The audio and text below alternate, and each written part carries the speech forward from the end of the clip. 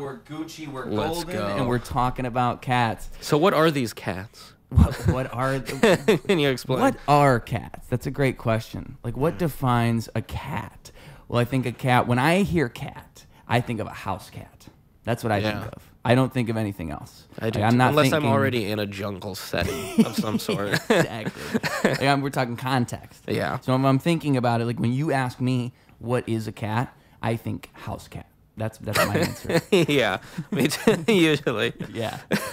I wonder though. That really exposes my biases, right? Yeah. Like if I were in a jungle setting, and it's like a Rorschach test. What is a cat? Yeah. I'm learning about myself right now. Yeah, very psychologically powerful. Yeah. This cat looks like my parents' divorce. I don't know. You said before you were a cat person. You're very close with the cats, the felines. Well, I've always been always had cats growing up. That being said, objectively, dogs are better creatures. I feel like, but I've always been around cats. What does that say about you? Like, you know the cats are worse, but you still like A lot them of more. self-hatred. Yeah. I mean, what is it about the cats? What? I don't know, because if you think about it, if you had a homie who sometimes like fucking scratched you, leaving blood down your arm and pissed in your corner, you would be like, I'm not hanging out with this guy anymore. That's my beef with the cats. Is exactly these things. Yeah. And somehow we've just accepted that, and also pay all of their bills and and food and that. And so something about like the fortitude of that, like the strength of it, the fact that a cat can pull that off. I mean, it is interesting to me, yeah, because I think like cats really know what they're doing. It's like when cats are in a neighborhood and they know which house they're gonna get fed at. Like they tell all the other cats, like they're strategic. Like cats know exactly how to get where they need to be. They figure out who the crazy cat lady is, and if there isn't one, they create one. Yeah, you're right.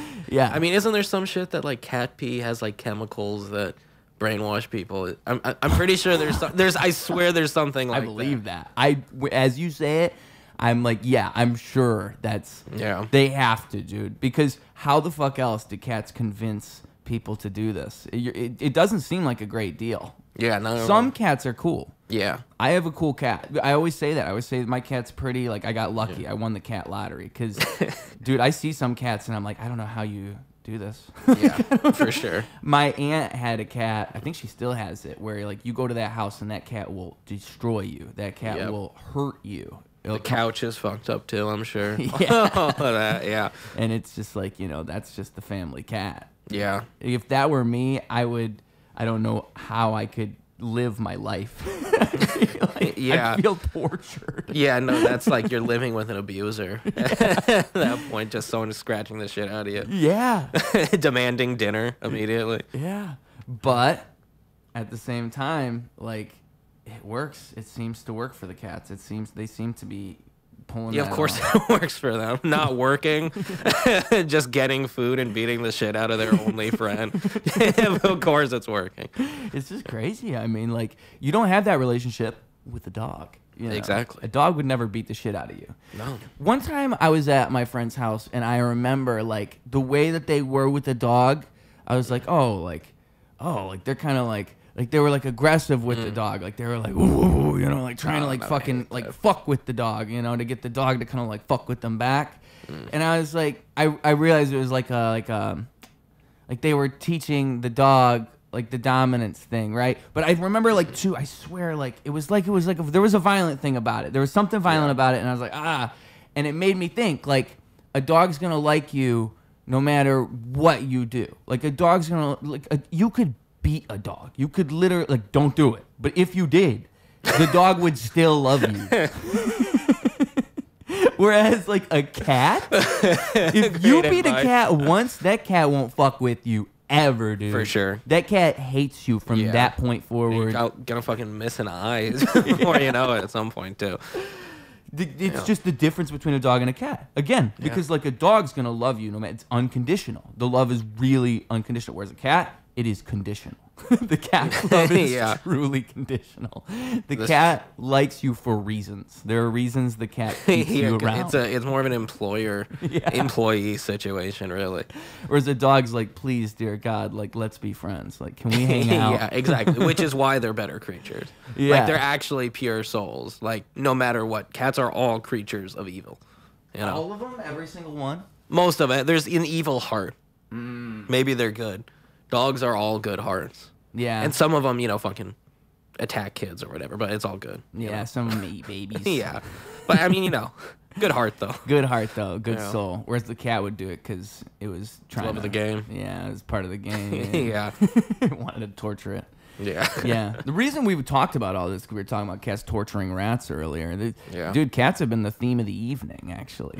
Yeah. First comedians to discuss the differences between dogs and cats. I think it's important. Breaking new ground here today. Well, listen, I think we had a unique take on the topic. I think we really broke new ground, is what I should say. Like, You're right. I think we really, like, people have talked about that before, but what we just did is we managed to. It's something truly artistic. Like, I'm trying to paint this for the people. What we just did is we philosophically understood what is a cat and a dog. And that's not easily done. The platonic ideals of a cat and a dog. You get what I'm saying. There we go. See, and that's why that happened. I'm more of a philosopher, really, than a comedian. Is that true? I don't. What's your general philosophy? You know, we're chilling. Wow, really deep, man. Yeah. Thank you. Yeah. I got a philosophy minor in college, actually. Really? One of the biggest regrets of my life. So, did you go into it thinking, I'm going to like this? Like, what was it that went so wrong? I was going to be a philosophy major. You really were into philosophy? Yeah, I was. I don't know why. And then, I mean, it's something where I was like, after a little bit, I was like, I would be much better off just picking like 5 of these books at random and just reading them a couple times than sitting in class and paying thousands of dollars. You know what I mean? Yeah, literally, that seems like the exact thing you should do. Yeah, because I mean, like, the reason I realized I liked philosophy is reading one philosophy book that was about a bunch of different philosophers, and I was like, oh, okay, this is the type of thing that I would learn about. But it wasn't. I didn't pay anything. I just got that book from a free book thing around the corner. For sure. Yeah, and then I used ChatGPT to like give me. What I learned is I can have it make quizzes for me, so I'd make quizzes on the book. So that's smart. Oh, really? It's a little cheat code, folks. It's good at making quizzes, and if you like give it the pictures, because then it's like you still have to think, but you make it form a quiz for you. That's interesting. I've never even thought to do that. Yeah, that works. Imagine if Plato had ChatGPT. Yo, yeah. Because all you gotta do is know how to use it. Yeah, the motherfucker would figure it out. Plato would be like, Plato or fucking Aristotle or any of those motherfuckers, they would fuck the fuck up with ChatGPT, dude. Oh my God. Yeah, dude. They could deepfake all their lectures. They don't even need to. And if anybody would do it, I feel like it would be like those guys. Yeah. They would know how to fuck with it. Yeah. Why would I say such a thing? Well, I'll tell you why. Because the people, these philosophers we're talking about, to be able to be someone like that, you got to think outside the box. But if you're going to be Plato, if you're going to be Aristotle, you got to be somebody who's so out there that your ideas change the way we think about thinking. That's crazy. And Ruse loves philosophy because philosophy is full of people who think differently. I love when people do that. I love when people change the way I look at the world and blow my mind. I think philosophers could be classified as professional mind blowers, and that's why I love it. I love my mind blowers, and you guys are mind blowers, and maybe you should get a t-shirt that lets the people know what you are. We got professional mind blower t-shirts, folks. Smalls, mediums, and larges, and we can make more sizes if you so please. $25 for a t-shirt, shipping included. It's a great way for you to support this show. It's a great way for you to let us know that you love what we're doing, and it's a great way for you to let everyone else know that you're a professional mind blower, and that is what you are. Everybody can blow minds. You can do it. You just got to figure out how. And that's why I love doing this show, because I love talking to people and finding out how they blow minds, how they look at the world, what their perspective is on things. And say you don't want to buy a t-shirt, but you want to support this show because you like me bringing in new people every 3 days and exposing their viewpoints to the world. Well, folks, if you want to support the show, you don't want a shirt, Patreon is right there for you. $5 a month, the price of a coffee, the price of a beer at the bar, and you can make this thing happen, folks. On the Patreon, also, we've got exclusive content, conversations you won't hear anywhere else. My music comes out there early, and there's some songs that are only going to ever exist on the Patreon. They ain't going to get released anywhere else. So if you want access to that stuff, all you got to do is support this show, and you get all of that. There you go. There's your ways that you can let this program know you're down with it. Back to the program. We were talking philosophy, baby. Do you have a favorite philosopher, at least? Diogenes the Cynic, man. Ever heard of him? He lived yes. in a barrel. What year? Like around like Plato's time. He was the guy with the chicken. You Tell ever me heard more. that story? There was like Plato, like all the like Greek philosophers and shit would like compete to see. This was a Greek. This is what they had to do for fucking fun back then. They would like compete to define what a man is in like as few words as possible. Because again, nothing else to fucking do. So Plato defined man as a featherless biped. All right. And then this guy Diogenes went to one of his lectures, and he had taken a live chicken and plucked all the feathers out of it, and he threw it at Plato and said, "Behold, a man." So that was the greatest prank up to human history 2,000 years ago. And so then if he had cameras and ChatGPT, God knows what he would have been able to accomplish. That's a great point. He threw a featherless biped at him. Yeah. Wow. He also was known, he would go to Plato's lectures and loudly eat a meal in the back of them. Like just have a fucking, you know. So was he just like kind of like trying to troll these people? Pretty Is that what much. his thing was? Pretty much, yeah. Oh, wow. And just like eating in public was like considered rude then or something too. So he would just go around doing that. He lived in a giant barrel in the city square. And this is what's awesome about history, is that there's some, you know, okay, Plato, you know, oh, Alexander the Great. Okay, of course we remember these people. But then there's some people who are just fucking like random homeless dudes who just said some funny shit. And somehow we remember them 2,000 years later. Yeah. Yeah. That's how I want to be remembered. You got to just do one stupid thing. Yeah, like cement yourself into history. It could be anything. It Yeah. could be anything at all. Do you know anyone selling a barrel? No, I'm not a barrel guy. Damn. I mean, like, I'll take a box. I don't think it'd be that hard to find one, though. I don't think you even need to buy one, to be honest with you. Yeah. Just Hang find out it. out back at distilleries and shit. Yeah. I mean, yeah, just ask around. You'll find one pretty fast. Yeah, sure. Yo, It was a you know where any comically barrels are large at? barrel. What was that? It Yeah, was a comically large barrel. Yeah, do you I have need a giant barrel? Have you seen a giant barrel around? I'm talking big. I mean, like, you know, the more I think about it, though, if you're trying to, like, how big are we talking? Wait, are we talking, like, Yeah, like that probably. this big? Okay, Yeah. folks who can't see, I'm talking, like, at least, like, 6 feet, right? Yeah. 6 foot. Okay. Yeah, a 6 foot barrel, and you just live in it? Yeah. That's what he did? Yeah, he just, you know. He lived in a barrel. Yeah. Now that I'm saying all of these, maybe he wasn't even fucking real. But I know at least they say he was real. The legend lives on. And there's stories of him meeting like Alexander the Great and shit too. And so I don't know. Some of them I'm like, I don't know how many of these are like, you know, tall tales or whatever. Yeah. We were talking about Andy Kaufman earlier. Maybe he was like pulling the same type of thing. Oh, He was just 100%. telling people bullshit all the time. Like, oh, yo, I went and met Alexander the Great the other week. That rumor starts spreading. Yeah. That'd actually be pretty awesome. That like back then, that would work so much better than now. Like even For like sure. 100 years ago, you could still probably bullshit and like you'd get away with it. Yeah. I met the president. Okay, yeah, sure. They'd be like, "Yo, that guy met the president." Yeah, now we'd have to. There's no excuse for us not taking a picture. So, in fact, if it happened and you didn't get photographic evidence, you're kind of an asshole. Yeah. So you know, It's like, wait a minute. Like you hung out with Muhammad Ali and you didn't take a photo? yeah. Okay. Yeah, that's a great Yeah, point. but in the '60s, that wouldn't be that bad. Yeah, you just take your word for it. Yeah. That man, the 60s. See, I said 100 years. Probably. Yeah, I mean, even fucking 20 years ago, if you didn't have like yeah. a Polaroid on you, that's not weird. If it was 30 years ago and I went to California and I just told everyone I was a studio executive and I work for MTV, right? Yeah. They'd be like, "Yo." And then I mean, that's the only way you got me to go on your show.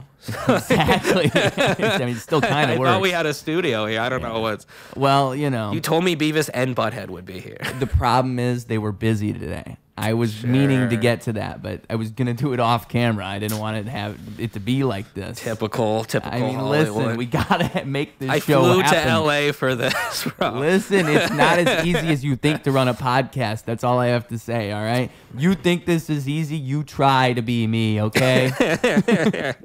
I didn't hard. do it, they told me to do it, all right? Yeah, you were born for this. I was born for this. I didn't go to 6 years of Podcast Academy for nothing, guys. Yeah, there are books. Like, I've seen those books. Oh, There's, like, sure. how to podcast books.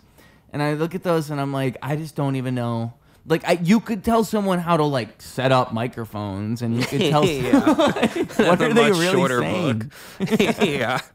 What are they going to tell you about podcasting? Like, what are they actually going to say?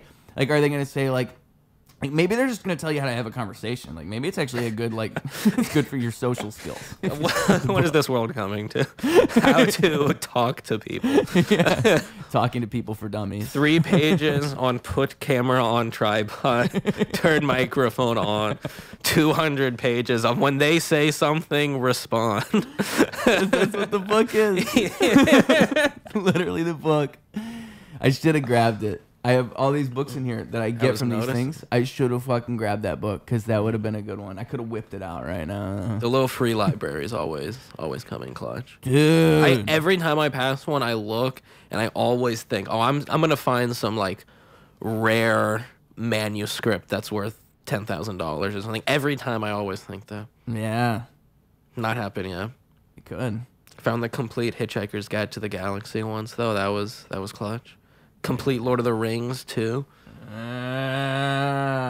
All of them? Yeah, All at 3. once? Yeah, well, it was like 3 different books, like broken up, but it was yeah. No, but I'm saying but it was like, all 3 of them were in there. yeah, one day, one time, you got Yeah. all the books for each of those.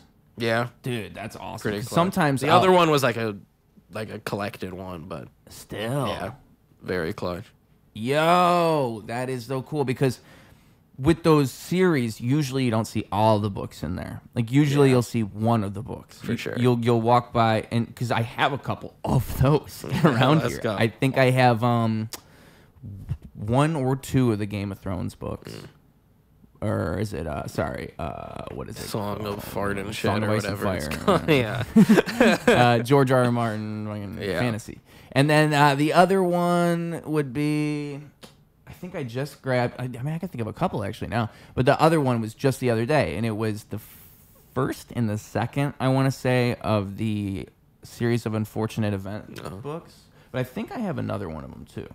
So, I mean, slowly collecting them. Because I read all those when I was younger. That's an series I actually did read when I was a kid. I never got into those. Oh, those are fun. I think I had like the video game of the first movie, but I never read the book or the Forgot movie. about the game. yeah. Yeah. And it was like the janky PC version too. So it was Yo, I'm gonna play that tonight. Yo, I didn't even realize, and it was of the movie, which I didn't like the movie. The movie kind of did dirty. I feel like I might have seen like half of that on cable once as a kid. I remember kind of getting scared by it. I don't know.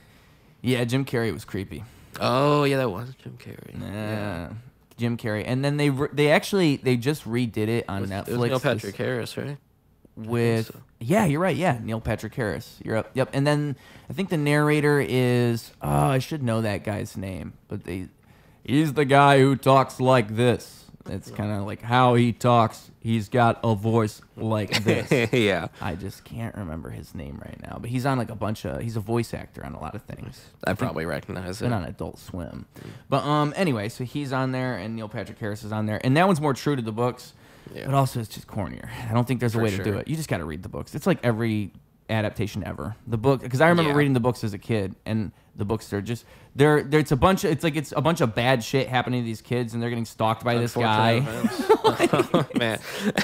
Yeah. It's crazy. It's a fucking crazy ass story. For but sure. that's what makes it fun, is that it's self-aware of that. Right. And like it's That's being always silly in the fact that it's that. And the Netflix show got the tone right. Like that is what it's doing. The movie was more like mashing the three together, and it's just dude, especially that time period, they probably playing it safe. And yeah, because I feel like it's kind of underhyped. Like books that are funny, I feel like really hit. Like I mentioned Hitchhiker's Guide, I love those, and those are fucking laugh out loud funny. I've heard that's one of like the best books ever. Yeah, definitely. I need to read it. It's good, even because the first one, I mean, all of them are just like 200 pages and super funny. So it's a super easy read, even if you don't read a bunch. How many? There's more than one? There's 5. Oh my god! And then I know one of them, it might be the 5th one, or maybe there was another one, like he didn't finish and then he died, Douglas Adams. So then it was another guy came, like finished it. And I haven't even read that one, so I don't know how it is. But yeah, but even they made a movie, like early 2000s. And I remember that. Changes a bunch, and some people kind of hate it, but it's just fucking great, I think. It's like it captures the tone very well, and it's just very kind of cheery, but out there. It's just impossible to do it any way that is gonna please everybody. For sure. Because like you have to transfer whatever that thing is in the book. That's fucking. I mean, were they adapting just the first one? Was it just They put like some parts of the second one in a little Yeah. bit at the end, but it's pretty much the first one. okay? And like maybe there's gonna be a sequel, but like whatever. When you're adapting it, you're doing it in a way where you have to like a film is just so different. A film is Yeah. a 3-act structure, and you have to find a Yeah. way to have a protagonist and an antagonist if you can, and you have to have a theme, and you have to like have some type of sell, and there's like a hook, and there's a certain type of like each character's got to have motivations, and there has to be these relationships between the characters. Like there's rules to a script. Yeah. That are usually almost always followed. Like it's just the way it is. For sure. And books, it's so much more loose. And with that one especially, it's like in space, so it's pretty expensive to do. So they try, but it's not like an action-y movie at all. It's not like, it's like a comedy, and they kind of talk about philosophy, and they're in space, and it's which funny. is what the book is, right? Yeah, and so like they kind of add, like in the second act, this bit where they have to go to a planet, and then they so one of them gets catch. I don't know. It's just some weird shit that's not in the book, just to put some action in there, and it's not bad because they still keep it pretty funny, but it's also like, you can see that's the like Hollywood touch on it. Exactly. You know what I mean? Yeah, like that part where they're like, "Oh, this is gonna drag unless we throw something in here." Yeah. Yeah, and they're like, well, we got to spend so much money to make this look like fucking space. We gotta get people to see it, and they didn't, which is why they didn't do a second one. When was that? The early thousands, you say? Yeah, like probably like 2004. Yeah. 3. Yeah. Yeah. See, that is a while ago now. Wow. Because I remember always watching it. It was like on cable, and my dad ripped it onto a tape. So my dad had like every movie ever just ripped from cable on tapes. On tapes, like he would save them. Yeah. Wow, that's actually Whole bookshelf like that. That's smart. Yeah. Wow. But then it was just a little label on it, and each of them would have like 3 movies. So I would just want to I was like, oh, I want to watch like Toy Story. I'd be like, oh no, looking through everyone. They're like triple features each one. Yeah. Because that's how much you could fit on each tape. Yeah. It's like, I got 2 more movies on this one. Yeah, exactly. Oh shit, it's 10 minutes too long. You're just watching the movie and it ends early. Yeah. I mean that had to have happened. Yeah. I'm sure that's happened. There's no Definitely. way the system's perfect. Yeah. That's so funny. But he probably had so many movies. Yeah, Oh which is my- weird now you think about it, and like that's why they want everything to be like streaming and stuff, because with tapes and stuff, you know, you could literally just anytime a movie played on TV, you could have that movie forever then. You can record it. Yeah. See, like the main difference is like if you really want the movie in its best form, you have Yeah. to get like a Blu-ray Of or course. get a digital copy or something. You have to, because that's the only way you're gonna get Yeah. like the best looking version. Like when you said that about the cable thing, the one thing I think is like there are cable cuts of movies, Yeah, so of you course. miss certain things of the movie because they cut it. So like I don't know if there's like any perfect The way. studios like sued like the company that made VCRs and shit in the 80s. Oh over that. really? Yeah, It they was were, like a whole thing. Yeah, no, they like were like, and there was like, you know, whole thing they were like, they let it count as like archival purposes, so it was ruled against them, but they tried to. So I just randomly started becoming autistically hyperfixated on VHS tapes and buying them from Goodwill every time I walk by Goodwill. So which ones do you have now? You name it, I got it. No. No. No way, man. Hang on. Let me think. Pulp Have you- Fiction. No. Oh, okay. You'll get that. Yeah. Name any other movie Okay, all right. released before like 2002. Okay, all right. Shrek. Yeah, actually, I do.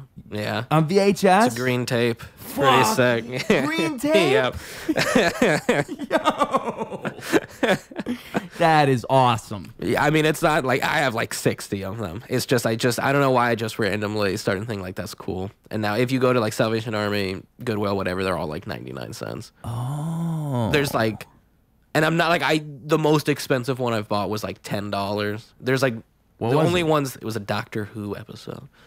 One episode? Yeah. On tape. Yeah, because I mean, you could only fit like a couple hours. I mean, it was like a couple parts of like 4 episodes probably. Right. Yeah, because that was weird. Because occasionally you'll see like a TV show, and it's like 3 episodes of a TV show. And now obviously it's $1 for the tape, but back then it would have been like, you know.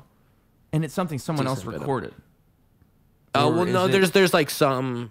Like you could buy the like blank ones and record them yourself, but it was like, you know, they would put out like the movies and stuff. I just didn't even know that they would do that with Doctor Who. I didn't know they Yeah. would drop episodes like that. Yeah.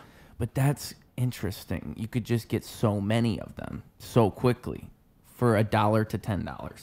I mean, now like back then they were pretty expensive, or at least, you know. Oh, they're cheaper Yeah, now. yeah, because it's just, you know, it's so, because, you know, like a janky lost quality, and they're like trimmed down. It's like the 4:3. But in a way, it would probably be nice to watch some movies like, Oh, especially definitely. older movies. Yeah, like Jurassic Park. I'm like, that's the best way to watch Jurassic Park. I got all of those. Right. Yeah. That's just so different. For It's sure. so different. It's like watching Jurassic Park like in 4K, like I said, like getting a lossless file. It looks perfect versus watching it on VCR. The VCR is actually arguably better in some ways. Yeah, no, literally, because there's some where it's like the vibe of it, kind of, and then, but most movies are like cut, like they have to trim it down, or like the not like the. You mean the length. aspect ratio? Yeah, like the aspect ratios kind of like they cut the sides off so it'll fit, because the TVs were like 4:3, so they gotta fit into the square. Yeah. That makes the movie different in a lot of ways too. Yeah, and then there's some where I'm even like, oh, why does this kind of like work weirdly? You know? Huh.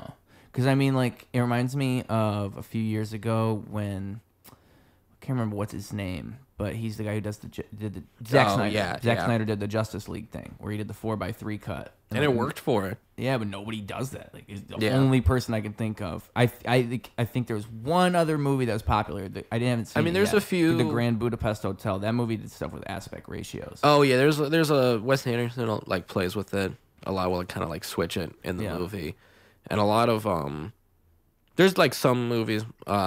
I think The Lighthouse was 4:3. The Whale. Oh, you're right. Lighthouse was 4:3. Some people use it. I didn't for know The some Whale more, you was. know, artsy stuff or whatever. If you can do it, yeah. If you can pull it off, I like yeah. it, yeah. And then a lot of like old movies too, like black and white era too, were all 4:3. Well, that's when you say the thing about the VCR thing, that's what makes me connect those dots. Like I didn't even realize, oh, they're just kind of doing an old school kind of Yeah. thing. Like that's really what it is. Yeah. There's a lot of older, like it would, I mean, not the TVs so much were that now. size, so they couldn't. I mean, there's some where it'll have like the bars, but then watching that on a modern TV, then it's like double cut off, you know? Yeah, we forget about them box TVs. Bro. Yep. Them big ass fucking things. Yep.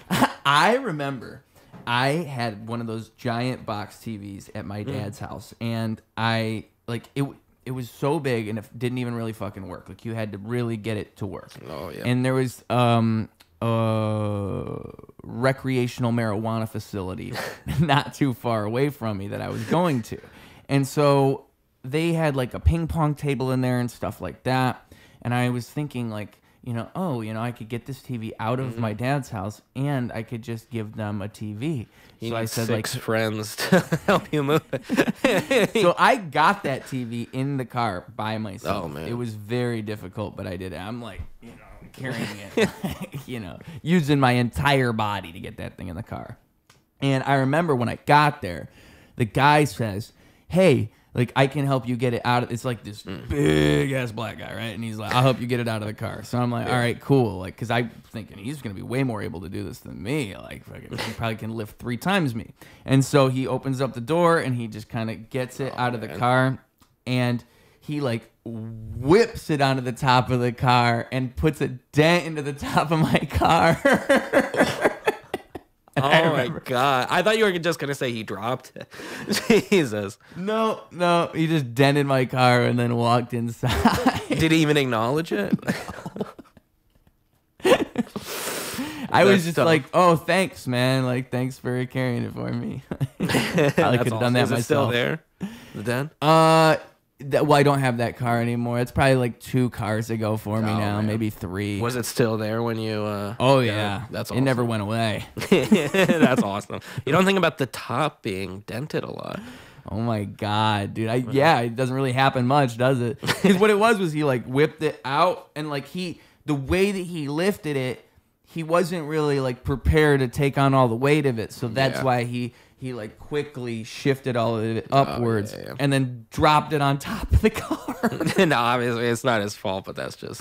It is his fault, dude. Okay. I mean, I could have just did that myself. I would have That's went true. through that pain. That's what drives me crazy. Because I remember he was like, oh, I'll carry it for you. I'm like, oh, cool. It dents my car. It's like, oh, I could have just did that.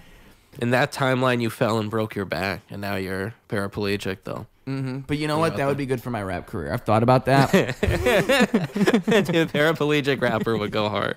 Paraplegic, like even if I like was on crutches, or maybe if I had like a missing limb, just something. There's an easy way to get that one. I know. It wouldn't take much.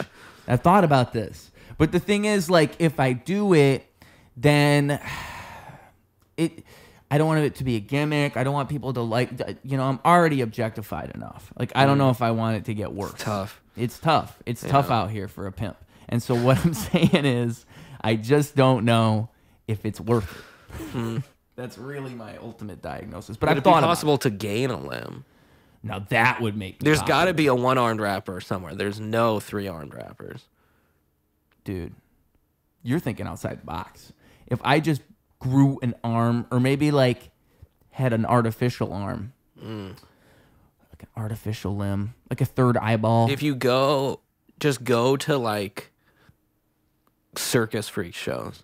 I'm sure they still have them somewhere. Ask around. Yeah. They got the 8-legged guy or whatever. Just say, know. hey, man, here's my card. I have a podcast also. Do you guys got any limbs lying around? No. I mean, find a guy that already. Oh. I thought you meant. No, don't just harvest organs from the circus. Sorry about that. I misheard you. Have you ever seen a rapper that has a homeless guy's kidney, though? It's in there. I'd stick out. Trust me. You're saying, like, get a guy, but then it's not me, though. Then I have to, like, would I be just ghostwriting for him? Like, he Yeah, gets sure, to you have the could- 3 arms. And You could I have a get... Milli Vanilli situation. That's actually, you know what? That's not a bad idea. Yeah. You go to a freak show and you just become a ghostwriter and you turn them all into rappers. Exactly. Dude. Yeah, you got a whole crew. Yo! Yeah. That would go hard as fuck, dude. If there's a guy with more arms, he can play the the two-armed guitar. You know, you can do them both. Yeah, you get like true music in there. Like you make it bigger than rap. You get the whole circus going. Yeah, it's beyond. It's really beyond genre. You know, you can't. For everybody. Yeah. Dude, it'd be like a rap group, like a rap crew, but also like a thing for. Dude, this is actually a good idea. Like as silly as that sounds, you could really make that work. I just need to pitch this to the right freak show. Yeah. I just need to like say I got an in at fucking Ringling Bros, bro. So, you know. Yo, I'm talking to the right guy. Yeah. All right, dude. Get me with the freaks for real. Cause get me with the freaks for 10 minutes. I'll get them into this. At $1 for every time I've heard that. Kingdom Hearts, dude. You mentioned Kingdom Hearts before. You know what? That's a hard pivot. Hey. Yep. Hey, I don't get to talk about Kingdom Hearts with everybody. Yeah. All right? And you mentioned it before, so I got to ask you, Yes, sir. What is your connection with Kingdom Hearts? How does that happen? I remember playing them as a kid. Like my cousin came over and brought his PS2, and like I was a Nintendo family. Yeah. So I never had PS2 or whatever. And my brain was like melted trying to understand what the fuck was happening. What game was it? It was the first one, I think. Okay. Yeah. And then I never had them for like years, and then just a couple years ago, I started playing through them, working through them. So I only did Kingdom Hearts 2. That's as far as I've gotten. Oh, so you've played 1 and 2. And I even did Rechain of Memories, which hurt my soul. Yeah, I played that one on the PS2 when I was younger. That was a trip. Yeah. It didn't make sense to me because the way they dropped those games is so weird. It's like it was the first one, then the second one, but between the first one and the second one, there was a Game Boy game that was Chain of Memories. Game Boy got put onto the PS2. And that's Re-Chain of Memories. Yeah. And I've heard people say the Game Boy version is pretty good, but the PS2 version is like one of the worst games I've ever... Like, and legitimately, also, when I was playing it, was one of the worst mentally space I was at in my life. it was a rough period. You can't judge it... what's the word I'm looking for here? You within the experience that you had it in, you're judging it within that frame of mind. Like when you think back on the game, maybe it was better than you had remembered. The thing is, I can't really remember if I was in a bad space and I was playing it, or if I was just in a deep, deep depression because of that game subconsciously. It might have been. The game, see, the problem with that game is the way that the combat system is so weird. I think on the Game Boy, the reason it's weird because it was turn-based on the Game Boy, so it made sense. And it's the only way you could probably do that combat right on. Was it turn-based? I think so. Maybe I'm wrong. I don't think it was. I think it was like it's still the thing with the cards. Yeah. But you like, and the arenas were different. Yeah. I don't think it was turn-based though. Yeah. Maybe you're right. Yeah, maybe I've never played. You might be right. Yeah, me neither. So, but it's just they're trying to adapt the Game Boy adaptation of the PS2 game into a PS2 game. So it's like you could have just done the normal combat, but because it's so interconnected with like the game, for sure, they adapt everything. I mean, it was like that. They had a mobile game, I think, called Coded, and it's like it's all part of the story. I think Coded became cutscenes. They had a DS game called was it DS? I think it was Dream Drop Distance. That was a 3DS. I know there was a DS one that's just cutscenes on the collection. That one is a PSP game, actually. That one is the one. See, the thing is, it's so... Wasn't there one that was like a remake of the first game, and then they put it... But it had like more lore or something. I think there was something like that. Well, the first game, see that was another thing. Like when these games rolled out, there was an American version and then a Japanese version for the first game and the second game. And they were different? Yeah. So there was more bosses in the Japanese version. Really? Like a couple like secret bosses that you couldn't fight in the American version. And each boss was like a precursor to the next game. So in Kingdom Hearts 1, there's a boss you can fight in the Hollow Bastion world, and it's a precursor to Kingdom Hearts 2. Really? Yeah, and I think there's actually also... Because there was a couple hidden bosses in the first one. In the first one, like more than the second one, yeah. But The second one's probably like my favorite game of all time. Yeah, it's fucking It's so beautiful. good. But even in the second one, like, so I think it's final mix is what you're talking about. I'm pretty sure because there's the regular version and the final mix version. I know they added some more in the final mix version, but yeah, and they even I think like with Kingdom Hearts 3 when that game first came out, there was the game and then there was the DLC that came out. But really, the DLC is kind of just what the final mix thing would have been. But like final mix, oh yeah, there was a Kingdom Hearts 2. So there was a whole extra area in the final mix version of Kingdom Hearts 2 with literally you could fight each organization member in like a super hard version of their fights. It was like what do they call it? Like a mega boss? Like there's a phrase for it. But they each are like the hardest bosses in the game are these 13 bosses. Man. And it's each member of Organization 13. So it's cool. It's like themed with the game. And you have to go through this whole area where you have to use all of the skills you get from your drive forms to get there. And this area is not in the American version. It was only in the Japanese version. So like when I was 12, I'm like reading about this like, what? Like what? There's this whole other fucking thing. Like there's a whole other thing in the game. And then it all becomes a thing where you can play it now. Like now, in the final mix, they have Yeah, now when you get Kingdom Hearts in these collections, and you're getting everything. Because I've seen stuff like be like slightly like censored or tweaked in American versions, but that's weird to just cut out all that shit. What do you mean, like with the Kingdom Hearts games? I mean, just games in general. Sometimes there'll be something like Yeah, no, the Japanese stuff just had like exclusive. It's so weird. It was I don't know why they did it that way. I can't really, but the whole game, like that's why I say the whole rollout's weird because they would drop stuff on different consoles. They even have a mobile game now that's like so connected with the story. Like it's supposed to all matter. Like what they're saying, like Kingdom Hearts 4 is going to be all connected with this mobile game that you're supposed to have been playing for the last 3 years. Oh Jesus, it's too much. Yeah, that's too much. I mean, even just the fact that it's not just you play 1 and then you play 2. Yeah. Like you probably can get the gist, but I was like, the story is so like. What I would recommend to you is you play 1, you play 2, you want to play Birth by Sleep. Birth by Sleep is like integral to the story after 2. Yeah. And it's a fun game. Like Birth by Sleep, that even as a Lilo and Stitch world, it's got a bunch of stuff. Let's go. It's a fun one. When Stitch showed up in the second game for there's so many moments where you're just like, what? Yeah, dude. Every time Pete shows up, it's amazing. Pete is one of the greatest characters in cinema history and video game too. He doesn't get enough love. Yeah, he really doesn't. He doesn't get to. He's like he sticks around. I don't think there's enough of him. I'm gonna warn you. I don't think there's too much of Pete in Kingdom Hearts 3. He's an all-time great Disney character. He is an all-time great. He's talking to like and there's the fucking like Pirates of the Caribbean world. When you first get there, it's just like, oh, ancient Aztec treasure, eh, Barbados?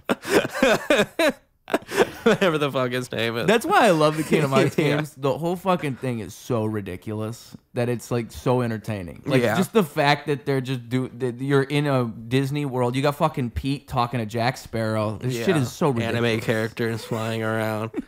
Like if Kingdom Hearts didn't exist and you were like, hey, Final Fantasy? What if we did a crossover with like Mickey Mouse and Goofy? You'd be like, what the fuck are you talking about? I think the story is like it was an elevator pitch with him, and you've heard it before? Yeah. Yeah, the guy who made it just happened to get in an elevator with fucing the Disney president executive. Of Disney. Yeah. He's like, hey, man.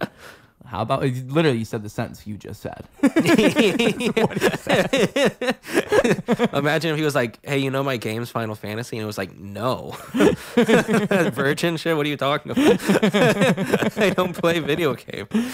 Yeah, in another timeline, that is exactly what happened.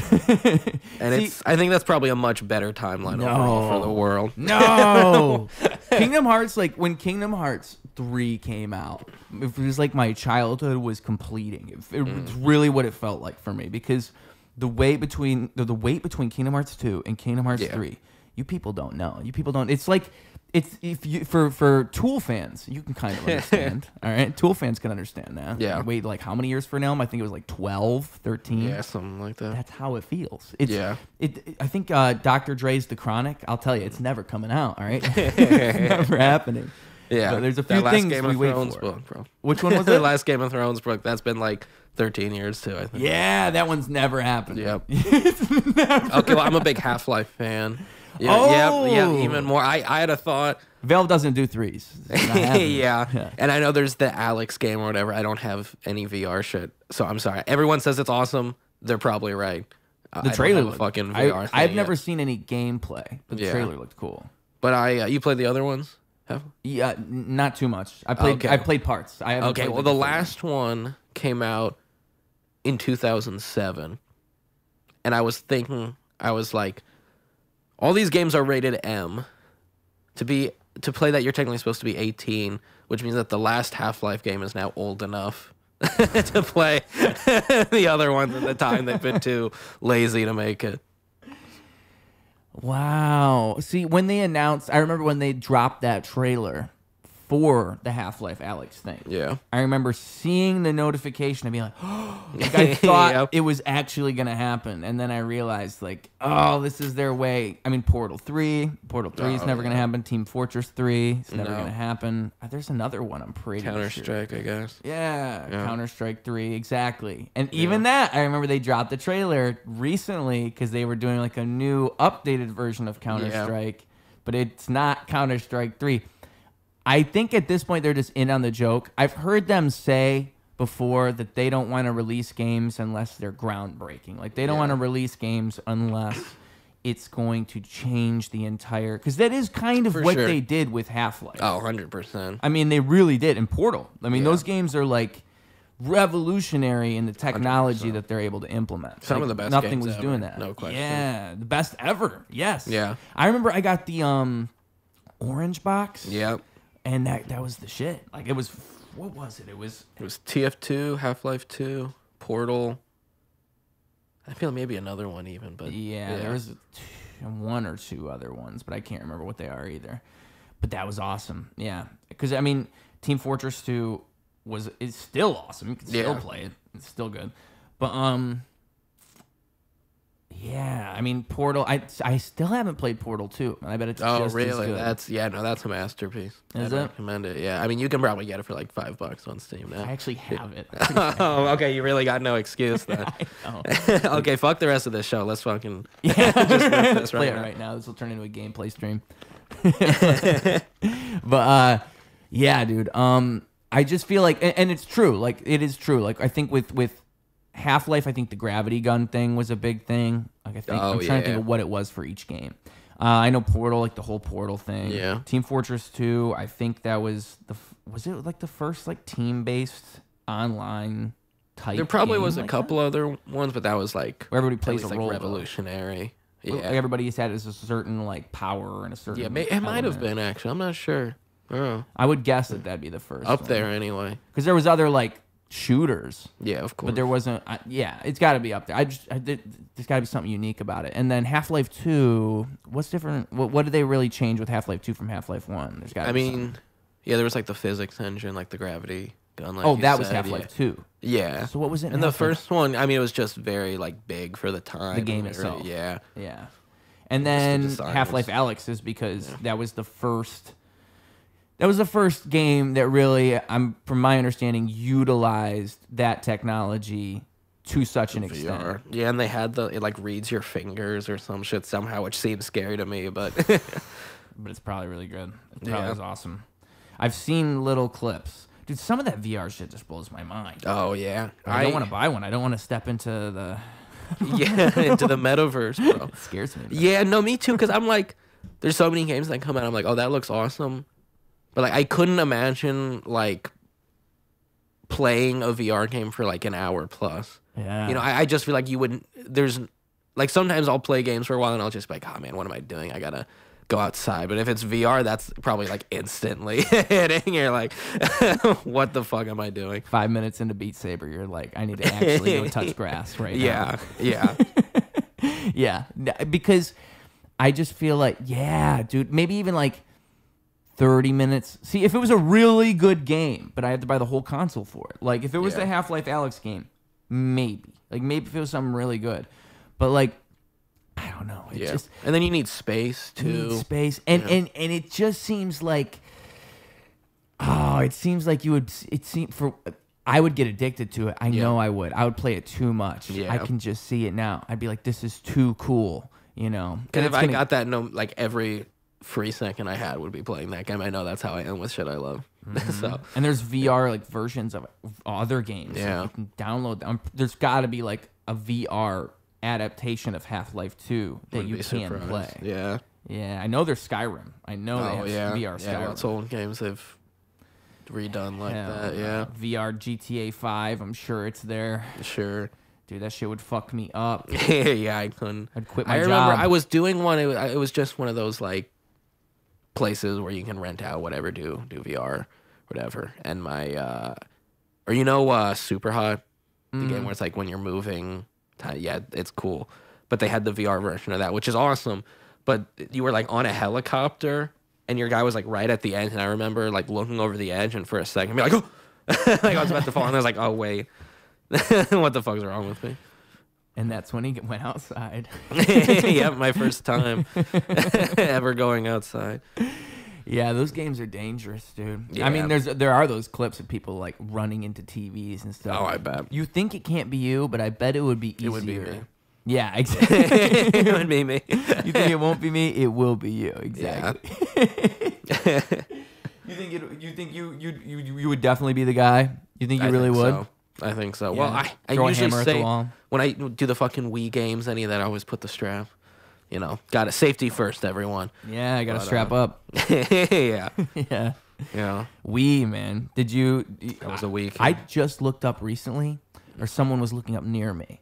I think it was like a Switch or a Wii. They were looking up Nintendo consoles. You can get a Wii for pretty cheap. I think there's a Switch and a Wii. I think both you can get pretty cheap. But I think, Probably, I yeah. think it was the Wii I'm thinking of because it was like $200 for like a Wii and like 10 games. I was like, what? Oh, yeah, I bet. Yeah. Yeah, I thought it was hard to get a Wii. No, the GameCube, I know it can be pretty rare, or a lot of the games anyway. Oh, Yeah. GameCube. I had one. I didn't realize what I had. Yeah, yeah. I mean, I don't know if the console itself is that much, but I know there's a lot of games that are just didn't sell well, so they didn't make a lot, so that are randomly like $80 to $100 nowadays. Wow. Yeah. There was that one game that was a bunch of Nickelodeon characters all teaming up. I thought the game was so cool. I know what you're talking about. But it was only on GameCube, I'm pretty sure. Maybe it was on Yeah. PS2, but I feel like it was only on GameCube. And there's a sequel. Yeah. Jimmy Neutron in the sequel. Yeah, I think I had that on the Wii or something with that. Oh, they had it on the Yeah, Wii. I think so. Damn. Maybe it was on GameCube. I don't know, but wild shit. Wild shit, dude. Yeah. Yeah, GameCube.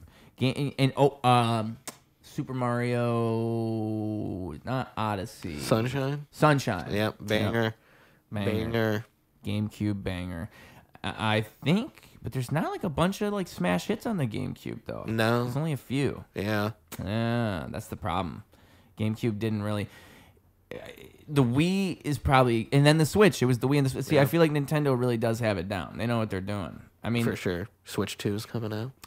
and it makes me sad because I haven't played a lot of these games, so I need. But now the Switch 2 is coming out, so I can get a Switch. Yeah, for sure. And then I can play all the games. Yeah, I mean, there's a lot of bangers on there, and so many ports of like every other fucking game ever made. It's on Switch. Yeah. But Nintendo, one thing I don't like is get Portal on with the that with the ROMs. You know what I'm talking about? With that, like, how yeah. they made it so you can't, like, they're the ones who legally will prosecute you for the ROMs online. Yeah, for, like, even like NES fan games sometimes. They've gone after people doing that. Dude. I know there's a lot of like Pokemon fan games where it's like, oh, this guy's been making it for 10 years out Mm-hmm. of love, and then poof, lawsuit. Which is crazy because, like, you look at a company like Rockstar and the way that they handled GTA Online with, like, people making mods. They literally turned that into their most profitable thing with the GTA RP thing, if you know what that is. It's like people who just develop mods for the game and they put them into a server, and then anybody can go on this server, and it's like Grand Theft Auto role playing. That's literally, but they turned the online, the community did that, not Really? Rockstar, and then Rockstar embraced it. I have heard of that. Are people literally just like like, are they like living their whole life just like pretending to be someone in GTA? Someone told me that people will like be the fast food guy, and so they will. It's a real guy. It's a real human, and he goes into the fast food place in GTA, and then he stands behind the counter and he waits for other real people to come in, and so he can interact with them as the guy. I hope that guy in real life is a billionaire. I hope that guy's like the most successful Wall Street trader. Whatever. Dude. He does that to feel normal. Yeah. On the weekends, he works an 8-hour shift at the fucking Los Pollos, whatever the hell it's called. Los Pollos Hermanos. Yeah, what's the fucking chicken place in GTA? Oh, Whatever the fuck. a Cluckenbell. Yeah. Yeah, but good stuff, man. I mean, I can't knock the dedication of that. Like, you really have to be committed. They're role playing. Like, it's actually kind of funny, and it's like what really made it popular was a rapper named T Grizzly. Like, he has these really popular streams online where he will be GTA role playing, and he'll be like in a gang in Grand Theft Auto.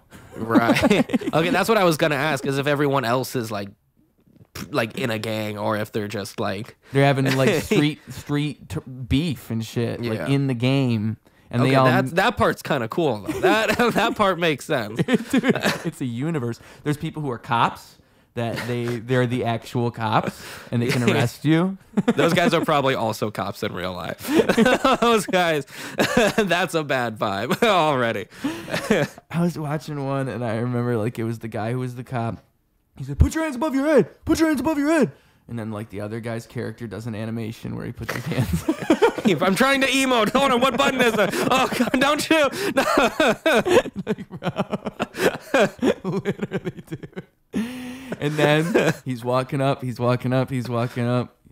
Guy gets up and he runs and gets in the car, and now it's a full speed chase. Oh dude. And that's probably like most of what happens, probably most of what goes down. I mean, that's sick though. I one time, they have that on like Gary's Mod too. Oh yeah. And in high school, I remember I was playing with some friends, and we were looking up, we were just like, let's see what the role play servers are. And there was one, and it was a Columbine role play.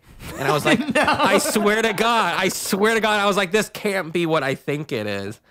And I swear to God, we joined, and it's like the full like school, like I know. And there's people who are like, there was like teachers and shit. That is hilarious. But there was like 6 people on the server. It was a slow time. It was a sweet, you know. It wasn't a busy day. Yeah. Slow day at Columbine. I hope they do it for like 100 days, just like teaching. And then, man, that is so funny. Like that's like kind of cool, like having the, you know, like being in a gang in the game or whatever. But then it's just a full actual tragedy. I mean, I think there was a 9/11 VR simulator that I've seen once really? too. Yeah, where it's like you're in the top of the tower and you're just standing up there, and it's like an office building, and then eventually you see a plane coming up, and then it hits, and then they already have Flight Simulator. So yeah, Flight Simulator is the other part of that. Right. You play the other characters. Collab, yeah. Yeah. That's why they took the planes out of GTA 4, if I remember correctly. Is there was no planes because then people could fly their planes into buildings in New York. I think that was what they said. The woke mob. The woke mob. Came for it. Yeah, 2008, the woke mob. You'd think it started later. The woke mob was coming from GTA for Nico fucking Bellic, dude. Yeah, way before we really knew. Yeah. GTA 4, you played that one? No, actually. Oh, dude. I remember that was like the first. I remember my dad got me that game. Like I think it was right after I got an Xbox 360, so it was like so exciting because I never played GTA San Andreas, so he got me GTA 4, and it's my first GTA game. And the game starts with like a guy, and Nico's like on the boat, and he's coming into America, and there's someone else on the boat that's like, I'm pretty sure it's like he's whipping another guy's ass. Let's go. Yeah, some type of sexual situation. And my dad is watching the beginning of the game with me. How old were you? Like 10. Let's go. So I remember him saying like, "Oh, what did I just get you?" Da, da, da, da, da, da. And then he just kind of leaves, and then I play the game. That's awesome. Dude, I have a memory of like, I was turning like maybe 11, and I was at my grandma's house, and it was like on my birthday, and I hear my grandma like in her room, and she's like putting something away in a bag. I'm like, what's that? And she's like, oh, it's nothing. And I look, and it was a game that she had gotten me. It was like a Spider-Man game or something that was rated T, and she had bought it for me. But then I was like, I didn't realize it was T. I'm gonna return it. and I remember I was like sobbing. I was like, no, please. And she was like, oh, if you're too old to be crying about it, you shouldn't be playing the game. And looking back, I was like, that's a base grandma moment. That is 100% accurate now that I'm thinking about it. But Damn. that was the worst moment of my life. That is a base grandma moment. But what you remember what game it was? Was it like the Spider-Man? Was it like one of the? It was like mainline movie games. No, it was one where there was like all the different like multiverse, whatever, some shit, Shattered something it was called. I never played it, and now I couldn't ever play it now because of the deep trauma associated. Shout out Grandma though. Damn it, Grandma. You ruined Spider-Man Shattered Dreams for me. There's so many of those Spider-Man games now. I didn't even realize. I think the one I was thinking of, because there was the Ultimate Alliance game. Did you ever play that? Oh, dude, my whole family fucked with that. That game was awesome. There was a sequel, and I never really played the second one. Me neither. Yeah, but the first one was the shit. That was before the Avengers. So that was before like you had all the superheroes coming together on a thing. It was like 100%. in the game, you had all these superheroes in one place, and that was so cool. Now it's like everything's a universe, and yeah. But it wasn't like that then. That was actually sure. pretty cool. No, my parents are gamers too, and they my dad's a huge Marvel guy, so big thing in the family. He's still a huge Marvel guy. He's still fucking with Marvel. Yeah, still riding. He's got he's got all the comics from way back. He's got this crazy collection he's been trying to sell. So, cataloging it. He retired last year, and he's been spending since retirement cataloging his comics. Yeah, so that's where I came from. That explains so much. Yep. So he's fucked with Marvel since like he was young. You're saying, like reading the comics and all that. It's so interesting because it wasn't cool for so long. Yeah. It really wasn't. Like, thankfully, now we're back to it not being cool again. I'm glad the movies had their run. Yeah. And now a roller coaster. Now you guys are all virgin losers again, so we've cycled out, you know. Yeah. They've moved into the Disney adult collection. Like they somehow stumbled into that. Man, you're right. Once they build the park, you become a Disney adult. That's wild. They got the Marvel park now, so. Oh, and I think what doesn't help is that the Marvel movies aren't really like, they're not really doing anything to make it not seem that way. Yeah. Like they really do just play to those Disney adult, Marvel adult people. If you really think about it. It's always about like teasing the next one, and it's always like, oh, look at this crazy moment, and they're just playing to their base more than just making good movies. Yeah. At the beginning, they were making really good movies. For sure. For a long time. They drop a gem occasionally. Occasionally. Yeah. That's the problem, is it's occasionally. I feel like for their run, for their like, I'm trying to think of what years it was now, but the initial Avengers run, at least, I think you call it like phase 2 and whatever they want to call it. That was where. That's why I asked if your dad's still riding with them, because like he does. He's like die hard everything. Yeah. Because like you got to really be riding with them now, because they ain't what they were 10 years ago. I don't think he's ever watched a Marvel movie and not liked it. Any of the main ones. I mean, he watched what was it, Miss Marvel? Miss Marvel, he was like, this is the best movie of all time. This is Citizen Kane. Yeah, actually, I remember getting into a fight with him afterward, because I was like, that was kind of like dog shit, right? And he loved it. Yeah. Because there's a couple I can think of that they went real south. Miss Marvel's one of them. I didn't like Thor 4. I saw it in theaters. I think all of the Thor movies are pretty ass, honestly. Really? Yeah, I know people like the third one, and the first one's okay, but yeah.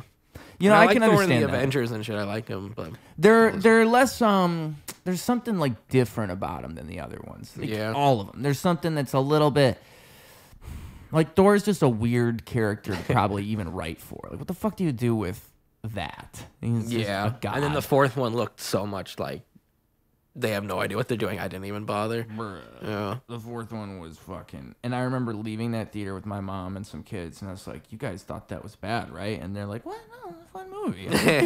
Yeah. It makes me realize, like, that's how these movies work. Like, it's just how it works. You don't have to make a good Marvel movie. People will just go see it. Yeah, it's just your the dad stamp will that go. says Marvel. Yep. No matter what they make. Yeah. And, you know, for better or worse, I just want them to flip it around. I want them to start, and they're going to set up for their next Avengers movie. Yeah, so the next big thing, maybe they'll find a way. It's Spider-Man, and then...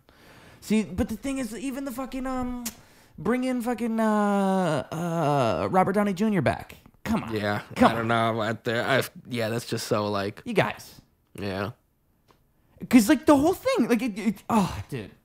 I mean, who knows how they'll do it. It seems kind of like a cash grab, but... It's the multiverse. Yeah. That's how you do it. You just say multiverse. What bothers me about those is that sometimes multiverse, the other version of them, is the same guy with a different haircut, and sometimes it's a completely different guy who's 10 years older than them, and everything about them is different. But sometimes it's just a guy with a different haircut.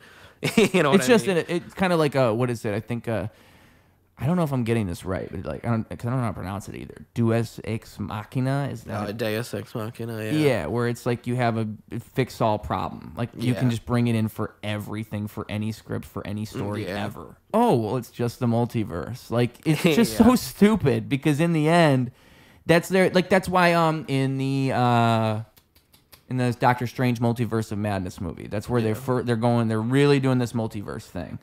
I thought they were going to do like a bunch of different Doctor Stranges, and maybe like, because there was that scene where it was like apparently a really expensive scene, but where they go through all the multiverses, a bunch of different animation styles and stuff. That would be cool. Yeah. But like, it's this whole like 20, 30 minutes of the movie where it's just you're in a different multiverse, and oh my gosh, look, it's that character from that other movie. Oh my gosh, it's the guy from The Office as Doctor Strange. Oh my gosh, she's killing everybody. Yeah. I like Sam Raimi, and so I like just, the scenes of her just fucking everyone up. But like that movie, it did lose credibility when they showed Jim from The Office and said, "This is the smartest man in the universe." Like, all right, sure. The Quiet Place is and then like 5 or 10 minutes later, he's like, "Hey, don't say anything. Don't," like, he gives away their powers. I can't remember how it is, but like the smartest guy in the universe is the reason they all die. Like, there's something that he says. That's awesome. I haven't seen A Quiet Place. I actually haven't. It's pretty good. I mean, no, that is a good movie, honestly. I just, he's Jim from The Office. How am I gonna buy him as super genius? It's like what we said earlier. You got to plant your seed in history, because if you don't do it, like, life's going to do it for you. It's going to happen out of nowhere. You could be Jim from The Office, and you will be Jim from The Office forever. There are worse things to be. That's true. That's true. There are worse things to be. There's a lot worse things to be. Yeah. Because Michael Richards is known as Kramer and the N-word guy. He was Kramer for so long. Yeah. For so long he was and just Kramer's Kramer. a great legacy. But that's forever tied with N-word guy. Damn, bro. His whole life just changed in like one moment. Like, for so long, he was just, yo, Kramer. Yeah, everyone loves Kramer. Now it's like, yo, Kramer. Such a bummer. I'm sure you've seen the Stop laughing. Yeah, exactly. It's so funny. It's not funny. It's so funny. And it's because he's Kramer. Again, it's just because he's Kramer. Oh, he's like probably the most comical person that could have happened to. Like, that's how you know you are in the right timeline. For sure. It happened to him and nobody else. You're right. Oh, dude. It's so funny. Oh, Kramer, oh, Kramer, oh, Kramer. It's even a Kramer thing to do in the end. Like, when you think like about the character of Kramer. Right. Kramer, it'd be like an episode. I think one of the comments in the video I remember seeing is like, oh, Jerry, I was doing a set at the Laugh Factory last night. You're not going to believe what happened. What happened, Kramer? It's the setup for an episode. What happened, dude? So, yeah.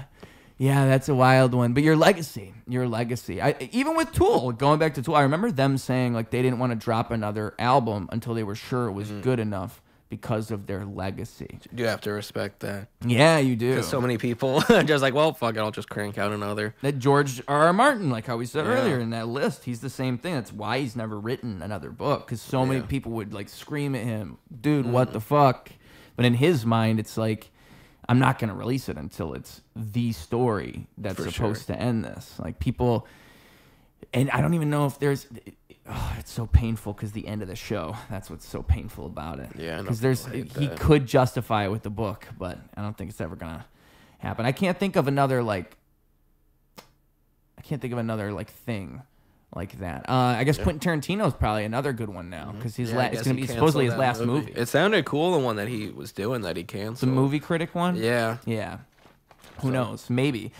He canceled it? I thought he just canceled one of the actors. Like I thought. No, I think it was like he was shuffling it around and this and that, and then he just said he's not doing it. There was somebody who they said was going to be the lead actor, too. I remember seeing that. Yeah, I mean, I wouldn't be surprised if he had someone picked out or whatever. But it's probably just because he's doing that last movie thing. Maybe it'll be Kill Bill Volume 3 like people have thought. Maybe that'll actually that's happen. the thing with him doing that is I'm like, come on, dude. In 10 years, you're going to make another movie. You know, that guy. There's no way if he comes up, he makes it, then the next day comes up with a great idea. There's no way he's not going to do that. I think, though, like I saw him on an interview, and he was saying that because they were asking him, they were saying that to him, like, are you really, like, you're always going to want to make movies, right?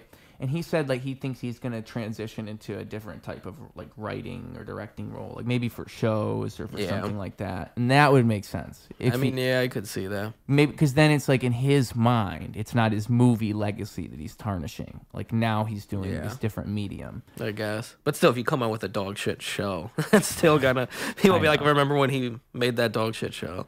Yeah. Dude, Tarantino's someone where you watch his movies and you're like, wow, these are great. But then every video I see of him opening his mouth is the most insufferable shit on the planet. You know? You seen Norm Macdonald's impression of Tarantino? Oh, yeah, genius. He nails it, dude. Yeah. I can't. He's got a big head, yeah. You know the video of him at the Starbucks when the TMZ guy goes up to him? No. Oh, dude, this is like the greatest video ever. He's walking out of Starbucks. And he has a coffee, and a TMZ guy goes up. And he's like, Quentin, and he just goes, "What's going on here? What is this? What's going on here? What is this?" And the guy just keeps talking to him, and he like tries to push him at one point. I remember that. Yeah, I do remember. It's beautiful because it was Quentin Tarantino pushes TMZ guy. Yeah. And then the best part is he just like records him for like 2 minutes just walking away down the street. Yeah, I remember just with his coffee.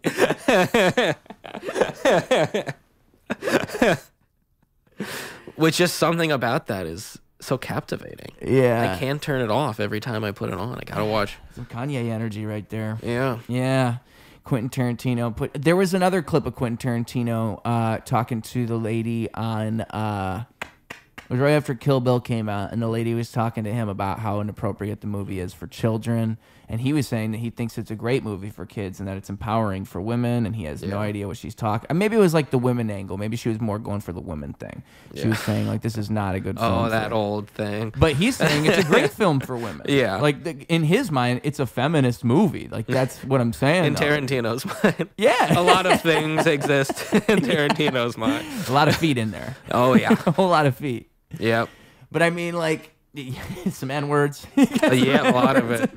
God, there's another video of him on the like press tour for Jackie Brown where he's on some show, and it's the whole cast who's all black, and then all the interviewers are black too, and he's I don't even want to repeat on like it's just doing the most shameless like black scent ever, and everyone's like, bro, what is this? I think I've seen that. Yeah. I think I've seen it. See, I wonder, I just think about it like, I wonder how, because I bet that could happen to me. Like, I bet that could happen to me. I'm flexible enough of a personality to where, like, if I hung out with a couple guys for a week, I would just start talking like that. I would turn up on morning TV like, hey, what's up, y'all? I'm just wanting to come at you guys, like, live right here. Yeah. I would be just like that.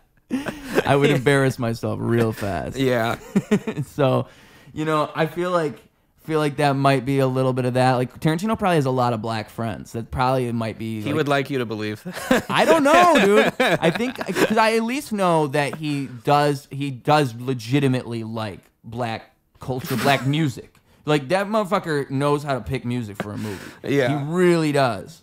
And it's like a lot of the shit, like a lot of the hip hop he chooses is great. Like he knows how to actually pick a rap song that fits a scene, which is something most directors, I would say, really don't. And you have to have a certain respect for a culture to do that. That's in a true. way. So like, when I hear like, I think that's what makes him be able to get away with a movie like Django Unchained, like just because.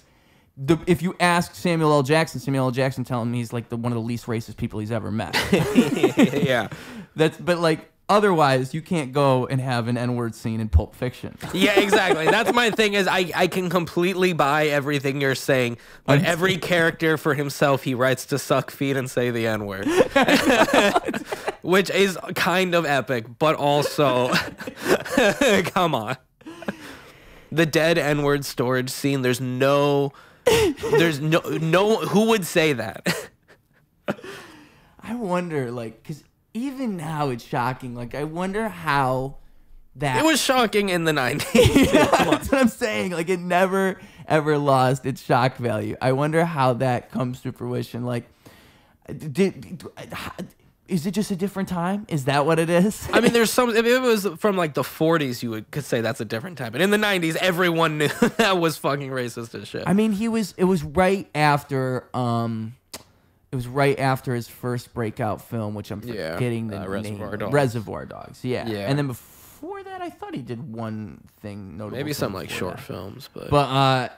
Yeah, because even then, he's not, like, a big notable... Pulp Fiction was, like, what, 92 or 3? Something like that. So still, definitely, you don't want to say that. What did you say your grandma's move was? Your grandma... returning the video game. Yeah, you said it was a boss grandma move. You said it was a what grandma move? Based grandma. Based. So maybe it's like a based Quentin Tarantino moment. You know, that's what the internet would argue. That's what the 4chan people would want you to believe. That's that's what Quentin Tarantino. And I would not want to agree with them in that situation. I think like based works to an extent. See, I think what's crazy about it is.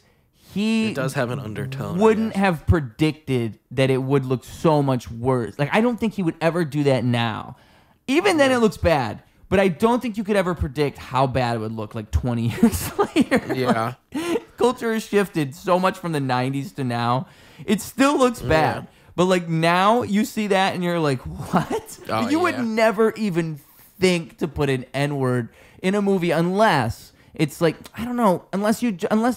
See, it's the fact that it's him and he's the director and the writer. That's the difference. Yeah, exactly. It's like, one thing if you just have that character. Yeah. But it's that he wrote it for himself. Because I was just thinking, like, I was just watching the movie Dallas Buyers Club. And Matthew McConaughey says the N-word like 10 minutes into that movie. But then I thought about it. That's like a drama. I mean, at least the Pulp Fiction scene, I feel like it's supposed to be funny. Exactly. It's everything. And I mean, there is some comedies... I mean, some stuff does do that. I mean, fucking in Scary Movie 2, Andy Richter says the N-word. Oh, really? Fame, yeah. I haven't seen that movie in so long. Yeah. I mean, like, it's played for, a gag, whatever, but... But they do it. Yeah. And again, they probably wouldn't do it now. Yeah, that's probably the 2000s. I would not. Anyway, yeah. I don't think most people would. Yeah. I was surprised when Always Sunny did blackface back in 2016, 2017. They were like one of the only people that would ever do that still. I don't know. I think they did it again. That's for their Lethal Weapon episodes. Yeah, I mean, because all of those, there's like 5 episodes, they've all been taken off of Hulu. Oh, really? Yeah, for them doing that, yeah. All the blackface ones are. Wow. I know Community, they did the same thing for, if you've seen that show. Yeah. Although that one's weird because the joke was they were playing D&D and that Chang was playing like a dark elf, and so he dressed as that, and the joke was, oh my god, you're an idiot, this looks like blackface, what are you doing? And he just was like, oh, I'm an elf. Exactly. So that, yeah. And it's also like not even it's like 20 seconds of the episode. Yeah, for sure. And that's like an important episode for the show too, so it's kind of weird, but It bummed me out because I watched the whole show and then I heard about the episode. Like there was a reference to it in season 4. I'm like, what are they fucking talking about? Yeah. to watch the Always Sunny episodes, I got fucking viruses on my computer. Gotta go through the deep. You got viruses just to see blackface. Yeah, dude, I had to invest in Bitcoin. Someone called a drone strike on my house. It was tough. I mean, you sound like you've recovered pretty well though. Yeah, you know. Did you get a new house? Yeah, you know. Yeah. It is Drone what it strikes, is. man. I hate when a drone strike hits right next to me. It's like, Yeah. I'm supposed to be fucking doing a podcast right now. Exactly. I got to reschedule because of goddamn drone strike. You know? Yeah, we've had some close calls. Some have been flying by the windows. I saw a video just yesterday, the day before. It was a drone dropping someone's milk or something. Like they got a delivery. Really? But it went into the neighbor's yard. Oh man, Yeah. that's awesome. So everything about the video is just showing like the whole. And milk too. That's not something you'd want to get drone delivered. Any liquid, I feel like I wouldn't. That's a good point. Yeah. Yeah. Well, maybe they have like a good way of. There's no way. There's no way any of it works. I'm imagining it just with like a claw machine hand holding all the. That's kind of what it looked like. Yeah. It like came by and then it went, and then it dropped it and the thing fell and it just went to the neighbor's yard. Like kind of like drops it out and then it fell. Yeah, it's like literally awesome. probably like a claw. I don't know, Yeah. man. Just imagine like drone strikes, but they're fucking milk jugs. Like Yeah. it's probably not We good. got 2%.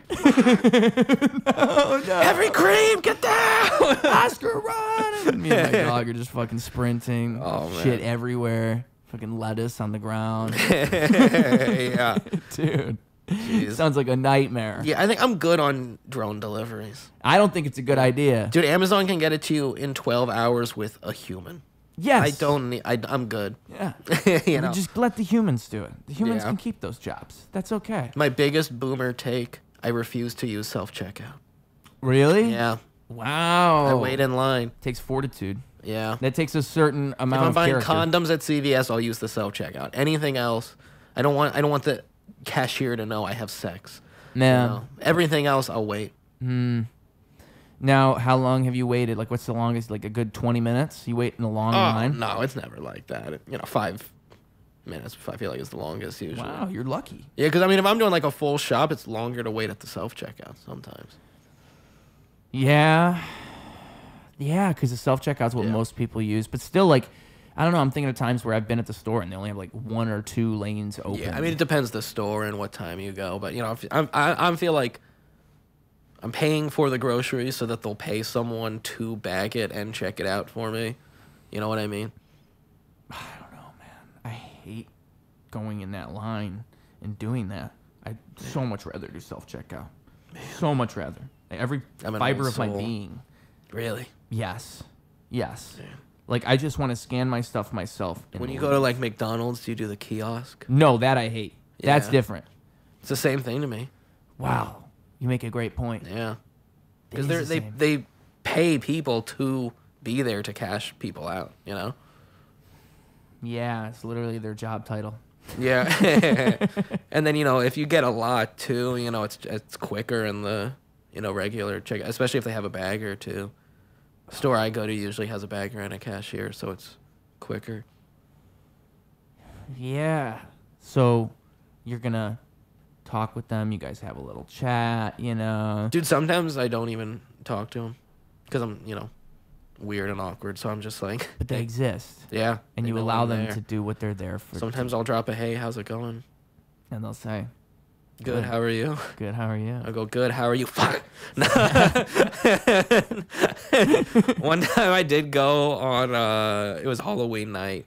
I went to go pick up some stuff, and there was a cashier there who I think might have been, like, on the autism and, like, was in some, like, beautiful, like, Victorian costume. And I was like, oh, man, I like your costume. And then he starts rambling for, like, 10 minutes at me about how it's some character from some obscure movie, and I'm just like, oh, okay. And then like I literally get my shit and I'm like walking away, and he's still like talking to me about this character after. I was like, yeah, I haven't seen it. Looks cool though. But Yeah, that happens sometimes. I remember I went to a donut shop, and I was like being nice, and I asked this guy a question, and he just started telling me like all about everything about like, oh, I work here, and you know, Yeah. oh, he started with the donation thing. I don't even think I asked him. I think he started with the donation. He's like, oh yeah, they want us to ask you guys about the donations. Like, oh, I asked him if the tips go to him. I said, do the tips go to you? He said, no, the tips don't go to me. The tips go to da da da da. But I don't know. I just started working here 2 days ago. I live down the street. It's like, dude, I'm buying 3 donuts, dude. Yeah. One time I went into a pizza place, and it was just me and my friend were the only people in there, and the owner comes out while we're eating, and he literally is telling us his whole life story, how he came up with the recipe for the dough, like everything. And I'm like, bro, it's good. It's great pizza. Come on, what are you doing here? You know? Thanks for the $5 slice. Now I'm hanging out. Yeah, but in his mind, he's giving you like the experience. He's giving it all to you right now. I stole his recipe. I opened my own pizzeria. Yeah, It's great. Yeah, what would you call it? Oh man, I don't know. I've always thought if I opened a bagel shop, it would be called The Locksmith. Ooh, Yeah, LOX. like that. Yeah. I don't know, a pizza shop. Locksmith, that's real good. Yeah. I feel like I should have had one of these in my back pocket, a pizza shop. I don't know. I should be able to come up with one too. I mean, pizza pie, it's a pie. Yeah. Pie. Oh, I would do pie squared. That's what I would do for my name. For my like name I can come up with right now. That'd be good enough. I like it. Pie squared. And like our thing would be we make square pizzas if you want one. I like it. Mm-hmm. I would just call it Nona's Pizza. I'm not Italian. My grandma's not Italian, but that just reels people in.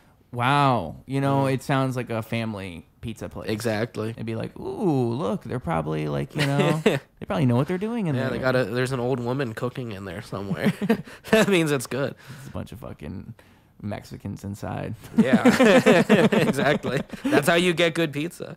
That's also how you get good Japanese or Chinese or any cuisine. Yeah, just the Mexicans. You wouldn't think, but you tell the Mexican to make sushi and he just makes it amazingly. Yeah, exactly. You guys can just cook everything? Yeah. I know this because I've seen it. I have Mexican coworkers who just make the most random food. And it's awesome. like, oh my God, like, where do you learn this? He's like, I just do it. It's just what I do. Yeah. Yeah. I think cooking, maybe culturally, like maybe in like Southern America, cooking's a lot more popular. Yeah, I mean, same thing like Europe, some countries too. It's just, you know, some cultures it's more like the whole family's coming together, this and that, and you know. Yeah, and I like delicious. I love me a South American. What were we gonna say? Oh no, I was just gonna say if you cook much.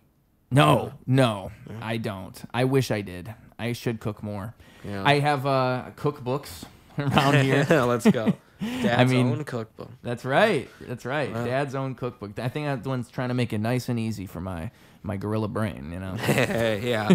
I can kind of throw down some things. Yeah. Yeah? Yeah. Like what? Some pastas, steak and pork chops, some of that, yeah. I can make a steak. There we go.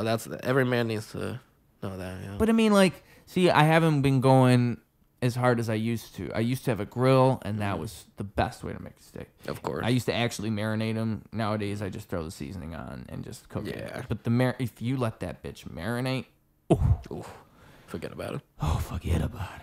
Any meat marinated. Yeah. It's good, yeah. So good. You beat that meat. You got to get your meat beater and beat the meat.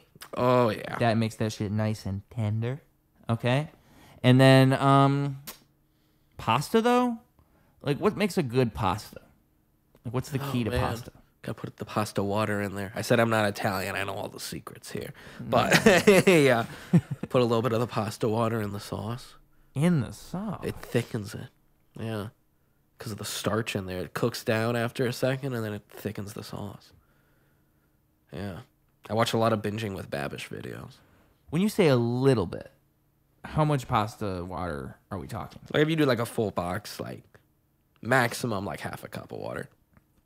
And that thickens it because of the starch. Yeah, because of the starch. Like it's like after you take the pasta out already, or like before you drain it, take some of the water out, because it's like got like all the starch from the pasta cooking in there. The noodles. Like me, even half a cup sometimes is too much, depending on how much you're doing. I just do a little splash and see. And then this is a game changing life hack. If you get like a jarred sauce. And you know how some always get stuck inside? I take a little bit of the pasta water, put it in the jar, and then shake it up again, and then pour it in. Get it all out. Think about that. So it would also mix the pasta water And already. get everything out there, yeah. Dude. Changing your whole life. And it makes a significant difference in the pasta sauce. Oh, definitely. I mean, for some of them, you know, depending on, if you're not just like tomato, some other stuff is not that big of a deal, but a lot of them, yeah. Like the Alfredo or like some. Oh, yeah. Have you ever had? I think it was blush sauce. Oh, what's that? Alfredo and marinara together. Uh-huh. Very good. But wow, that is so. So, is there any other pasta secrets? While I have you here. Oh man. Well, you gotta buy my 3-part course if you want the rest of it. Yeah. Yeah. Oh man. Tate Academy. Yeah, I'll teach you how to cook pasta and be an alpha male and human traffic a little bit. Only a little. Yeah, as a treat. In Romania, you can't do it in the country. You have to be willing to travel. Yeah, of course. Yeah. I mean, you know. That's kind of part of the deal with the trafficking. You have to be willing to travel. Yeah. If it's not humans staying, you know. What'd you think you were signing up for? Yeah, just hang out with people. No. Oh man. Comedy. Where does your comedy origin begin? How does it happen? How do you become a comedian? Not receiving love as a child. Well, you're not alone in that one. Yeah, I'm sure everyone says that. Yeah. No. Well, yeah, that. And then as a kid, my dad would show me a lot of like Carlin specials, that kind of stuff. And then when I was like 13 or whatever, I got a 3DS, and I would go on the YouTube browser on there all night watching comedy clips, stand up, a lot of Carlin too, Bill Hicks, that kind of stuff, and then got 3D. Carlin in 3D. Yeah, it really worked. Yeah. No, but he had that, and then became a huge Norm Macdonald guy. Too, of course, he's one of biggest inspirations. And Norm Macdonald's awesome. Of course. Undeniable GOAT. And then big into Dangerfield too. Big out of the four you mentioned, he's the only one I haven't really dived into too much, is Dangerfield. He's great. I mean, he's one. I mean, Norm's like this too, but if you just put on one clip or clip compilation or whatever of him, the rest of your day is just that. No, you can't help it. Yeah. Yeah. And but you weren't thinking at that point in time, like, I'm gonna do comedy though. That was just a thing you liked. No, I mean, yeah, people in school was always like, oh man, you should be a comedian, this, that, whatever. But then when I moved out here to Chicago, from Baltimore. Yeah, and there's a bit of a scene over there, but I came out here for college, and then so I was, and then I did stand a couple times before COVID because I had a friend who, was into it and brought me out to some mics and stuff, and I was not funny then and had some brutal moments. And too, I wasn't 21 yet either at the time, so it was hard to, some of them won't let you in or whatever. Yeah. But then, about like a year and a half ago, I started really just going for it.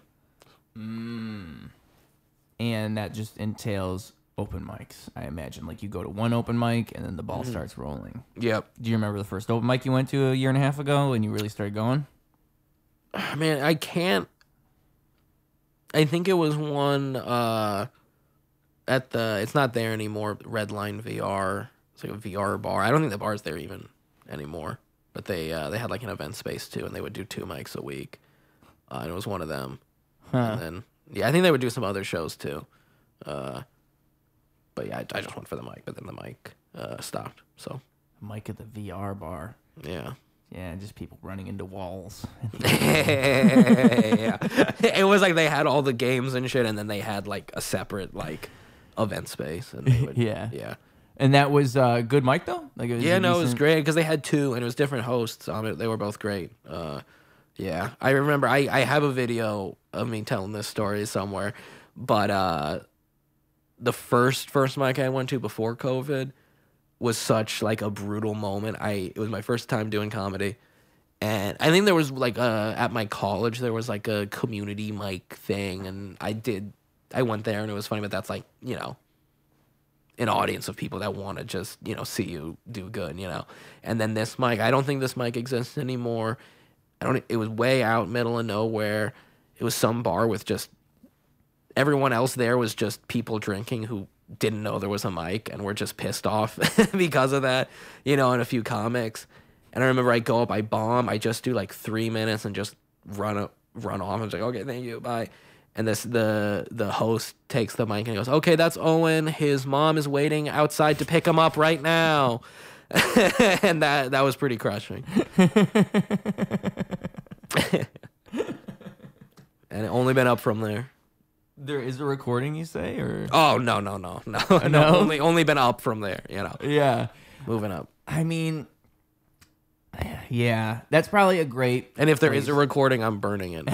You found the recording. Yeah. Yeah. I mean, see, but I told you earlier, this podcast started as bad as it could possibly have started. Like, if you go to the first episode of the show, it is recorded. You said the N-word a lot back then. Yeah, I said all sorts of things about all sorts of people. Okay. And I'm not the same man anymore. I'm glad. It's all in the past. I've put it behind me in the rear view mirror. And that's why I say that it's great to start from a terrible place. It's great to be able to, like, look back and know that, like, where you started is, like, nowhere near what you are now. Because when I go back and listen to that first episode, it's, like, as bad as it gets. And so when you tell that story, it's like, where else can you go but up? You're right. And I do have a lot of friends who say, you know, the first time they did a mic, they killed completely and crushed. I've heard that, yeah. Yeah. But that's actually, I feel like, worse because that's going to set you up for failure. Yeah, naturally. Because I'm like, if it doesn't like phase me very much if I bomb, you know. Yep. Of course, I'll cry myself to sleep, you know. But it's okay. I'm okay. No, but it's like I'm just like, well, that's it, you know. Yeah. So if you have more of that expectation of, oh, this must be easy, you know, you can just kill like nothing, you know. I think it's interesting. One thing I notice the more and more I go to any comedy show is that it is so dynamic in the sense that, like, even with open mics, it could be the same open mic every week, but it's always a little bit different. Like, the people in the room are different, and the vibe in the room is different, and it's always different. But that's like the nature of comedy in a way. For it's sure. like capturing that difference and capturing that room and just making that happen. Like killing in that room, in that environment, making everybody laugh. And when somebody's really doing it. Like, when somebody's doing all right, and then when somebody's really lighting up a room. There's something that happens. Yeah. Everyone just feels good. Obviously, you feel good if you're doing that. But then just everyone's like, having a good time. It's a very kind of almost spiritual thing that just comes over the room. Yeah, absolutely. Yeah. Absolutely. I mean, I think it's interesting because I think ultimately it's what all art seeks to achieve is some type of aspect of that. I mean, like comedy and performance art and all that, it's all kind of like a form of hypnosis if done right? Because you're hypnotizing the room. Yeah. You're getting that whole room on that same exact wavelength that you're in your consciousness, which is not an easy thing to do. Yeah. It's literally like magic. Yeah. Literally, I mean, it's just everyone in there. This group of people at this space kind of collectively brain molding with each other, laughing at some guy talking about jerking off. Which is the most fucking absurd thing. Yeah. But I mean, like, the fact that is so dynamic, it's like there's a yin and yang to that too. like those bad sets have to happen for those amazing sets to even really be those amazing sets. You know, sure. like those bad open mic sets where it's like, holy shit, I'm crying myself to sleep. The only way that you have a great night 3 weeks later when of course. everything's all refined. Yeah. Yeah. It's just interesting to think about it that way. Like how it really like there's always another one. It's always a different place and a different point in time where you can maybe you just didn't capture it right that time. Like there's no one really to blame in the end, but you if you want to get better. Like it's comedy is an interesting. I've actually found it's better to blame the audience. Yeah, how's that going for you? It's usually their fault because they don't understand how funny I am. See, that's how I am with music, but I think I'm allowed to do that. You know? Yeah. I think with music I can actually get away with it. It's like, oh, you guys didn't understand my brilliance. It's treated like a David Lynch film, you know. There we fucking go. You don't know what I was doing there. Yeah. One day you'll get it. I'm a big Lynch guy too. Dude. Rest in peace. Rest in peace. It's so sad that we have to say that. Yeah. Dude, I was taking a shit at work, looking at my phone, and my friend texted me, David Lynch died. I started crying on the shitter at work. Oh, God. Yeah. That's sad. Yeah, rest in peace. Rest in power. Rest in shit. Yeah. Where I was sitting at a comedy show. Oh, man. And I remember it was the Love Below comedy show, and it was Jason Melton who was coming on stage. And he goes up there and he says, R.I.P. David Lynch in the middle of his set. And I'm thinking like, oh, is that some kind of joke I don't understand? Oh, like, man. And then he said like 2 sentences later, like, no, really, R.I.P. David Lynch, he died today, blah, blah, blah. I'm like, what? I remember Googling it as soon as like, he was right. I thought it was a joke. I thought it was some type of bit he does. That's every day. Pay respect to David Lynch every show. He said, I remember he said, R.I.P. David Lynch. His weirdness walked so Kanye's could run, which was a good thing to say. That is.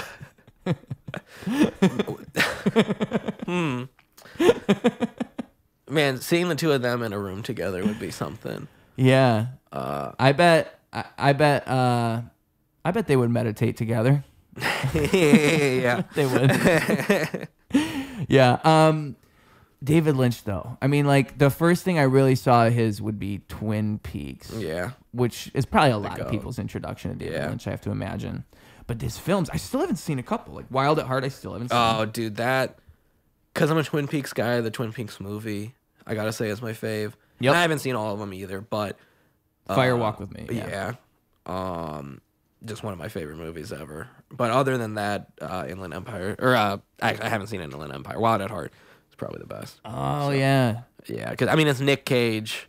directed by David Lynch. How can that be? There's no way that can be bad. You know what I mean? And Willem Dafoe's in it for a little bit too. It's just fucking awesome. Nick Cage, Willem Dafoe, and Laura David Dern, Lynch, too. and Laura Dern. Yep. Yeah. And then the other big one would be Blue Velvet. Yeah. It's the other big one. That's same guy, Dale Cooper, Kyle MacLachlan. Yep. My real life boyfriend. Fun fact. Really? Yeah, we've been dating a few years. How's it? Is he nice to you? You like the way he treats you? Yeah, he's great. Is he like the movies? Is he like the shows? Yeah, I got stuck in the red room once. He got me out. It was pretty sick. Yeah. Yeah. Wow. He's a nice guy. So it's serious. Though. Yeah. Yeah, he's nice.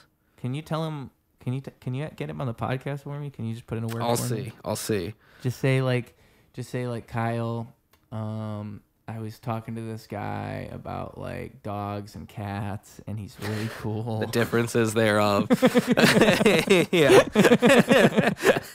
That'll sell him. He does appreciate the subtle differences between dogs and cats. A lot of people do. Yeah. A lot of people do. More people than you'd think. So, but I'm really happy for you guys. Thank you. I don't want to make it about me. It's about you. I appreciate it. Yeah.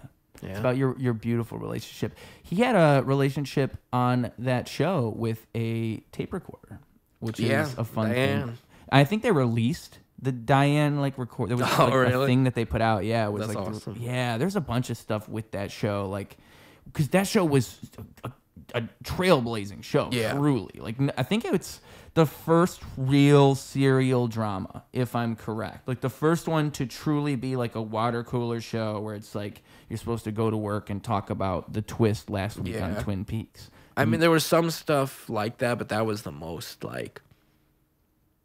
That was the first, not the first, but one of the first like big TV shows where they were like putting like as much like thought and care as they do into a movie. Yeah. Where a lot of TV, obviously there was so many great shows before that, and like even going back to the Twilight Zone or whatever. That's which all masterpieces, but like Twin Peaks is one where they're like, I mean, you had a guy who's one of the best film directors ever making it. Yeah. So. Yeah, dude. David Lynch is like the best. And I think like what I've always liked about David Lynch the most is the way that he makes a film is like one time I remember him saying a quote, and he was saying like he was just saying a quote. He was saying a saying thing that he said. Yeah. It became a quote. But he said that the reason he thought to do movies is because he was looking at a painting and he thought he had seen the painting move, and he thought like, a moving picture. That's awesome. He never considered the idea of a movie before that. I mean, I know he was a painter before he made movies. So that's probably where it probably really did happen like that. Yeah. No, I mean he just has such a spiritual way of looking at movies, and I saw any art really, but I saw someone say that his movies have a complete sense of like the inner child, like the naivety, where it's like everything that is scary, like another guy also said that in like Twin Peaks and anything Lynchian, everything is simultaneously hilarious and the most horrifying thing in the world. And that just goes back to like you're a kid, you don't understand anything, so you're scared by everything, but also it's also funny and weird. And that's what like any kind of like weird out there thing I like that, of just putting you in this like foreign environment. You don't understand the world you're in, you know what I mean? Yeah. Yeah, and he does it in a way that is... See, that's what makes his films, is that he really does do it in a way that forces you into that perspective. It's kind of like that same thing I was talking about earlier with like stage hypnosis. It's like if you're a good director, you can even do that with a movie. You can 100%. Put someone into a state of hypnosis, and a lot of his films managed, pretty much all of it. Yeah. And like they managed to achieve that. I don't know if I'm sure you probably did if you're a fan. The recent season of Twin Peaks. Yep. Yeah. Which is like... I think like what he does, it's like you couldn't even predict what a David Lynch movie or a David Lynch product is going to look like or be. There's absolutely no way. He did the ice bucket challenge. There's a I think I've seen that. He put a little shot of espresso into the ice bucket. Yeah. He did it with iced coffee. Yeah. Yeah, and then afterwards he nominated Vladimir Putin. He never took him up on it. I don't know why. Oh, and I can't forget, he played something on the trumpet beforehand too. He pulled out a trumpet and played something. He's the man. He's the man. The GOAT. But I think like what you're describing too, I think like there's something in like the lesson of like childlike curiosity and like maintaining a certain level of childlike curiosity towards the world. And like I think if that's your natural mindset, like that's your demeanor, that's how you think of things. You think of things with such a curiosity, such a natural drive for creation and discovery, and these things that keep you looking and seeking for more, as a kid naturally would do. 100%. I think people who do that naturally, it bleeds into their art, and then it becomes what they are. And someone like him is just like a genius, and that's why it happened in such a way, because he just found a way to translate all of that into his films, and like his films are so. What I like about it is like it reminds me of like if you have a great like acid trip or a great mushroom trip.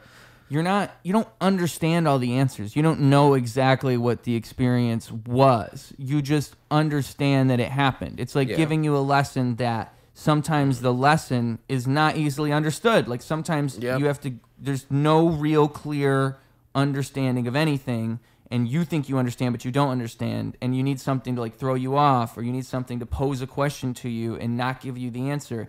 Like his whole idea with Who Killed Laura Palmer was that no, you're never gonna know who killed Laura Palmer, but it was studio executives that made him reveal that, and it's like to him the whole point of it is that you don't know What it does to people. Yeah, and what that does, and what the interpretation is, and what you think it could have been, and what is Bob? Yeah, I Like, mean, what that's even why is even that? oh god, Bob's just the best. Yeah, just the fucking. What was it in the movie? It was with the corn. It was creamed corn. Oh yeah. Oh man. I also I feel like with his movies too, when people are talking about like, you know, there's like some video on YouTube that's like 6 hours long that's like Twin Peaks explained or whatever. It's like, dude, when you're trying to like break down what does this mean, I feel like you're kind of like missing the point almost. It's like you're supposed to just be lost. And it's like I'll watch that and I'll know what it means to me and I'll have my own like unique, like I'm not even trying to be like, oh, I, you know, understand it, you know, this or that. I'm just like, I see how this is reflecting into me, what I'm feeling emotionally, and you're gonna feel something completely different. Well, but that's the point with that statement, with the quote, with the movie is a moving painting. It's all just an art that we can look at and observe and develop our own interpretation. And I wonder if I heard David Lynch say that once, because I want to attribute it to him. But like, I remember like seeing how he does it that way. Like if he hasn't said it, then it was seeing him do it that way that like made me realize like that's exactly what all good art is seeking to achieve. Even good comedy. Even good comedy doesn't, on the face of it, you can take multiple things from a great joke. Like it's 100%. Not just what it is on the face value. There's things buried in there that are also like, that are just making you think. And like the best comedians of all time, generally speaking, are the ones that make you think the most. Like the people that make it up that totem pole are the ones that are like the most intellectually, you know, like they're at least poking at things. Yeah, Norm and Carlin definitely did. Yeah, Norm for sure. Yeah. Carlin for sure. Bill Hicks for sure. There's so many, but like that's. I feel like yeah, dude. It's just interesting how that how. I feel like David Lynch's whole thing with just doing movies like in such a way. Seeing that happen made me realize like, oh, I can do that with music. I can do that with poetry. Like that's what everything kind of can do if done properly. Like it made me realize what I'm doing when I write a song the right way is like, I'm not telling you exactly what I want to say. There's like a fine line that I walk that makes it so you can look at it your own way. And a lot of the best songs do exactly that. And it's the same thing. It's the same thing with everything. And it's an enlightening thing. I think he's like, that's what's so brilliant about his art is that it can achieve such a thing just through watching a movie. You can like be so inspired by it.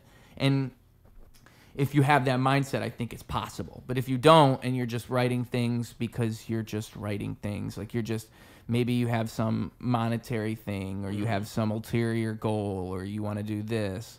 Like, I just think that it's kind of that life lesson you always hear, like, you know, enjoy the process. Is like, that's how you make those things. You get lost in that beautiful sense of creation, that childlike curiosity that makes like such scary but funny things. You know, everything is just this crazy blend of everything. 100%. Yeah, dude, David Lynch is fucking like one of the goats. He really is. Undeniable. It made me think, because when he passed away, it just made me think, like, dude, he probably is like my top director. Like, he's probably number one. Him and there's a couple other directors I really, really like. Like the other one I know I really, really like is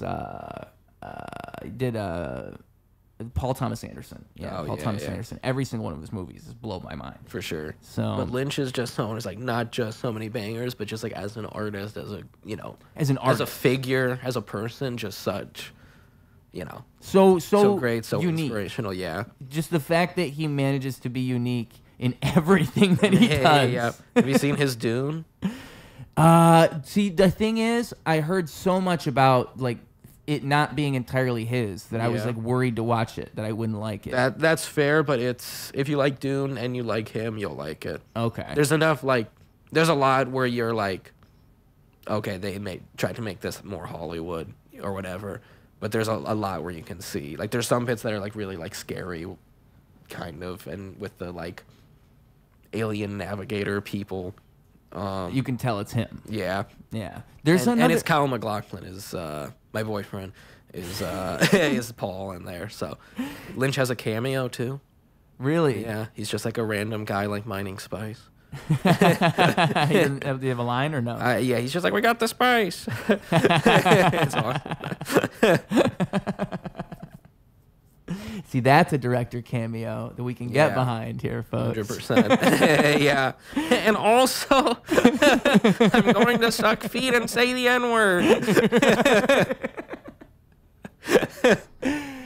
There was another movie he did. I think it's called A Straight Story. Have you heard of that one? I haven't seen it. I know that's like normal, right? Yeah, right. That's a good way to put it. It's supposed to be a family movie. Yeah. Which really is intriguing, right? It's like David Lynch doing a Disney family movie in like 2006. I know it's on Disney Plus, which is weird to see a David Lynch movie on Disney Plus. Yeah. I didn't know it was on. Yeah, of course it is. Yeah, if it's by them, I guess. Yeah. Yo. We're going to play Portal 2 and watch A Straight Story on Disney Plus. Yeah, wild night, boys. Fuck yeah. Oh yeah. Are there any like open mics around the city that you would like recommend? I mean, I have two versions of that question. One, just if you know they'll let me do music, but another one, just good open mics to go to. Well, for music, we were talking before about Emerald City. That's a great one. I mean, that's a great for like working out stuff too, and that's a great mic. How many people usually show up there? It varies a bit, and I know they changed what night it was, so I think that raised it a bit. I haven't been much since they changed it, but like 15 to 25 usually. That's not bad. Yeah, and they're great for music. Other music ones I'm not too sure of, but for comedy open mics, Wednesday night at 9 o'clock, Mickey's Park, hosted by yours truly and Milo Mac Comedy on Instagram. Check him out.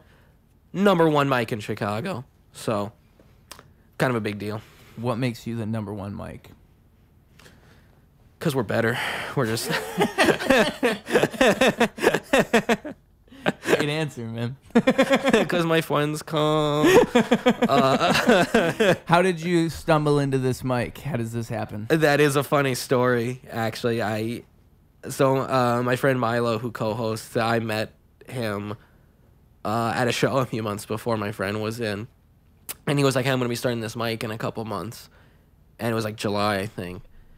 And I see on his Instagram that it was that night. So I was like, okay, cool, I'll come out. And I think it might have used to be a little bit earlier, like 8 o'clock, whatever it was. I was getting there like right when it was like supposed to be starting. I was like, shit, I hope I still got a good spot.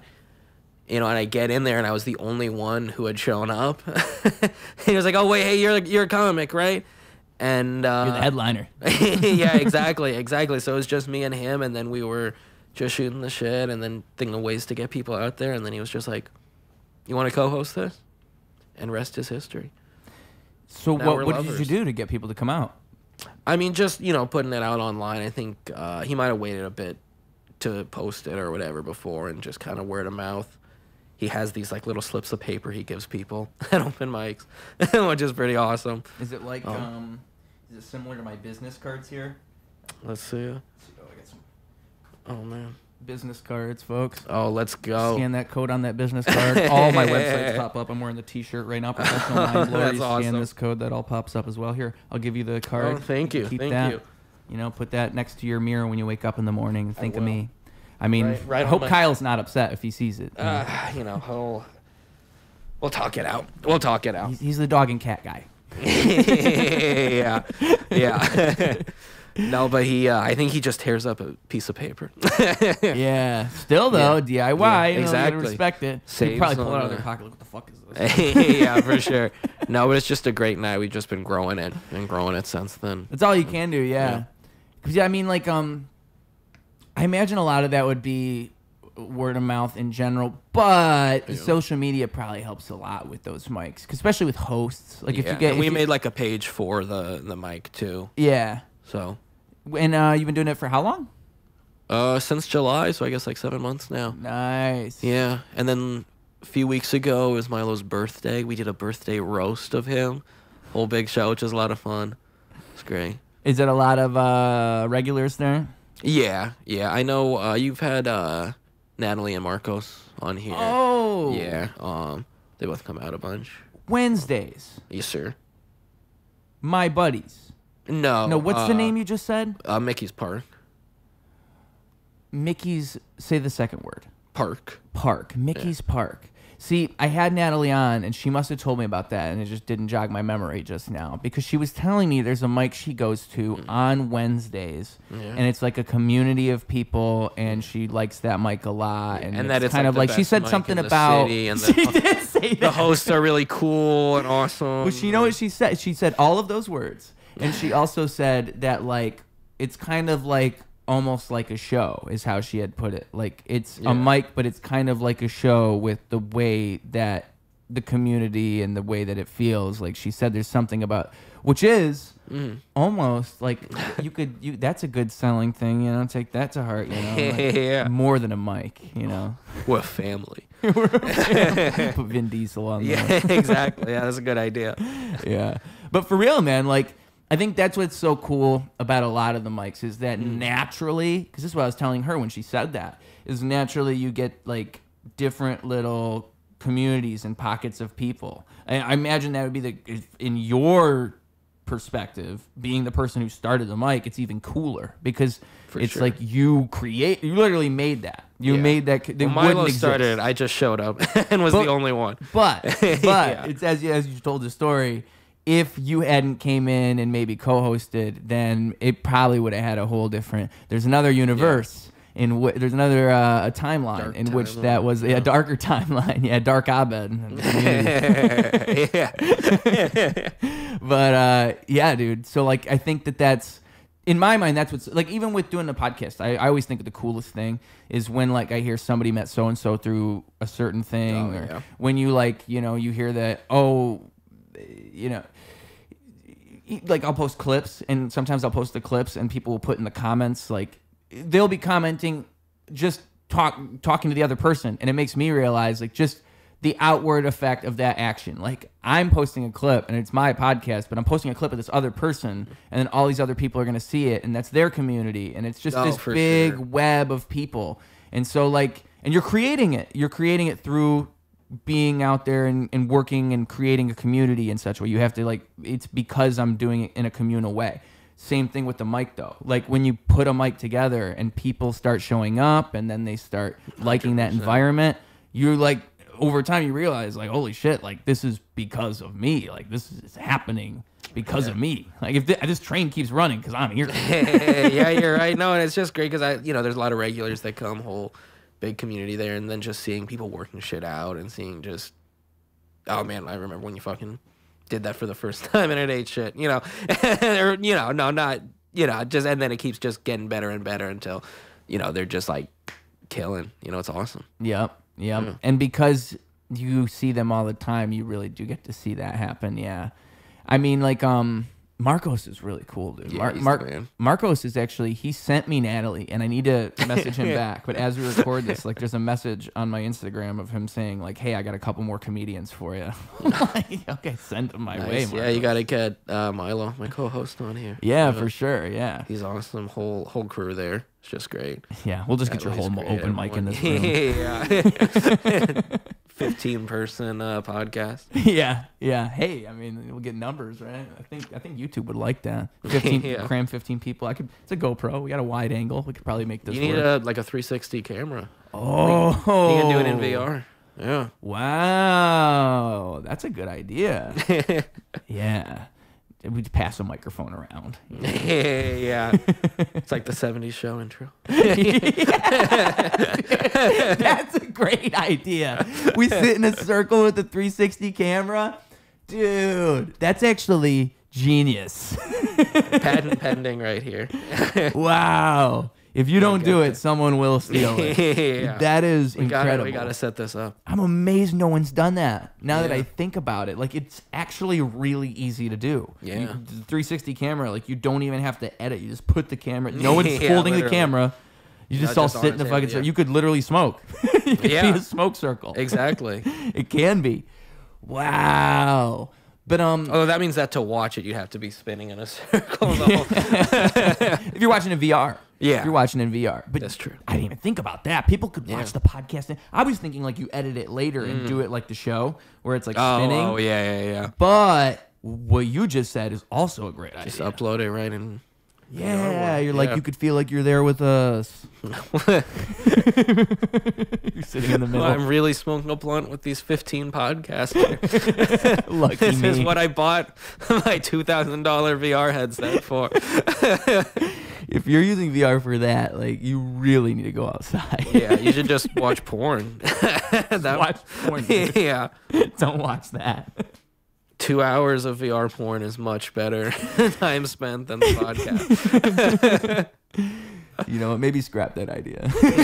Maybe never mind on the VR. Maybe. But yeah, dude, and like with that, Mike, or with comedy in general, I guess both of those things. Where do you see like the future of that going? Like, how do you, if you think about it, like a year from now, 5 years from now, what does that look like? Man, yeah, so I mean, well, we're just keep growing it and getting it out there. You know, I know Wednesday's a night where there's a lot of big mics, so, you know, I understand, you know, kind of got a lot of competition. But we want to start doing showcases there, too. That'll be the next big step. And just getting bigger and bigger. And with comedy, like, where do you see yourself in like 5 years? What's the end game here? Probably president. Of No. the United States of America? Yeah. No, I mean, I guess just, you know, keeping doing stand-up and getting to a point where I'm, you know, making some proper money from that. And then, you know, I want to make movies and stuff, too. Yeah. Use that. Because that's, you know, that's one of my big passion other than comedy. So just, you know, just fucking circle jerking about David Lynch for half an hour. So, you know, because that's the weird thing is I want to make movies, too, and, like, use, you know, get some clout from comedy where I can, you know, convince someone to give me some money for a movie. But also the stuff I want to make isn't like just like comedy movies. You know, I want to make some horror and that kind of stuff too. Yeah. There's a guy who just made a movie, a comedian named Derek Strong. Oh, really? I want to get his name right. I think. No, I'm I know getting it Derek. right. You know who I'm talking about? Yeah, I didn't know Derek if he Strong made a movie. O'Donnell, I think is his last name. Oh, no.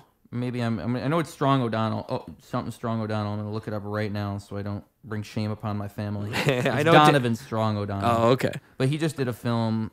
Awesome. I can't remember what it was called. Be Funny. That's what it's called. Let's go. But I'm sure it's comedy. But still, like, Yeah. And then Kelly McGee, I had her on here. She was telling me about how, like, her ultimate thing is films. Really what For she wants sure. to do is films. Because if you look in the 80s, whatever, every big comic would get a movie deal. Yeah, it used that to be doesn't happen interconnected, anymore. right? Yeah. A lot more interconnected. I mean, you can think of so many major comedian stars from the 80s and 90s in Yeah. movies. Yeah. For sure. That's interesting. Yeah, because now not quite so much. Now you're a big comic. Like, you'd actually need the comedians to somehow revitalize that. Yeah, and I mean, that's kind of happened. You know, Stavros made his movie. I haven't seen it. I heard it's good. I know Mark Norman was just writing his Oh, script. really? I think him and who's the other guy on the We Might Be Drunk? Sam Morrill. Yeah. They were talking about writing a script, I thought. Wow, that would be...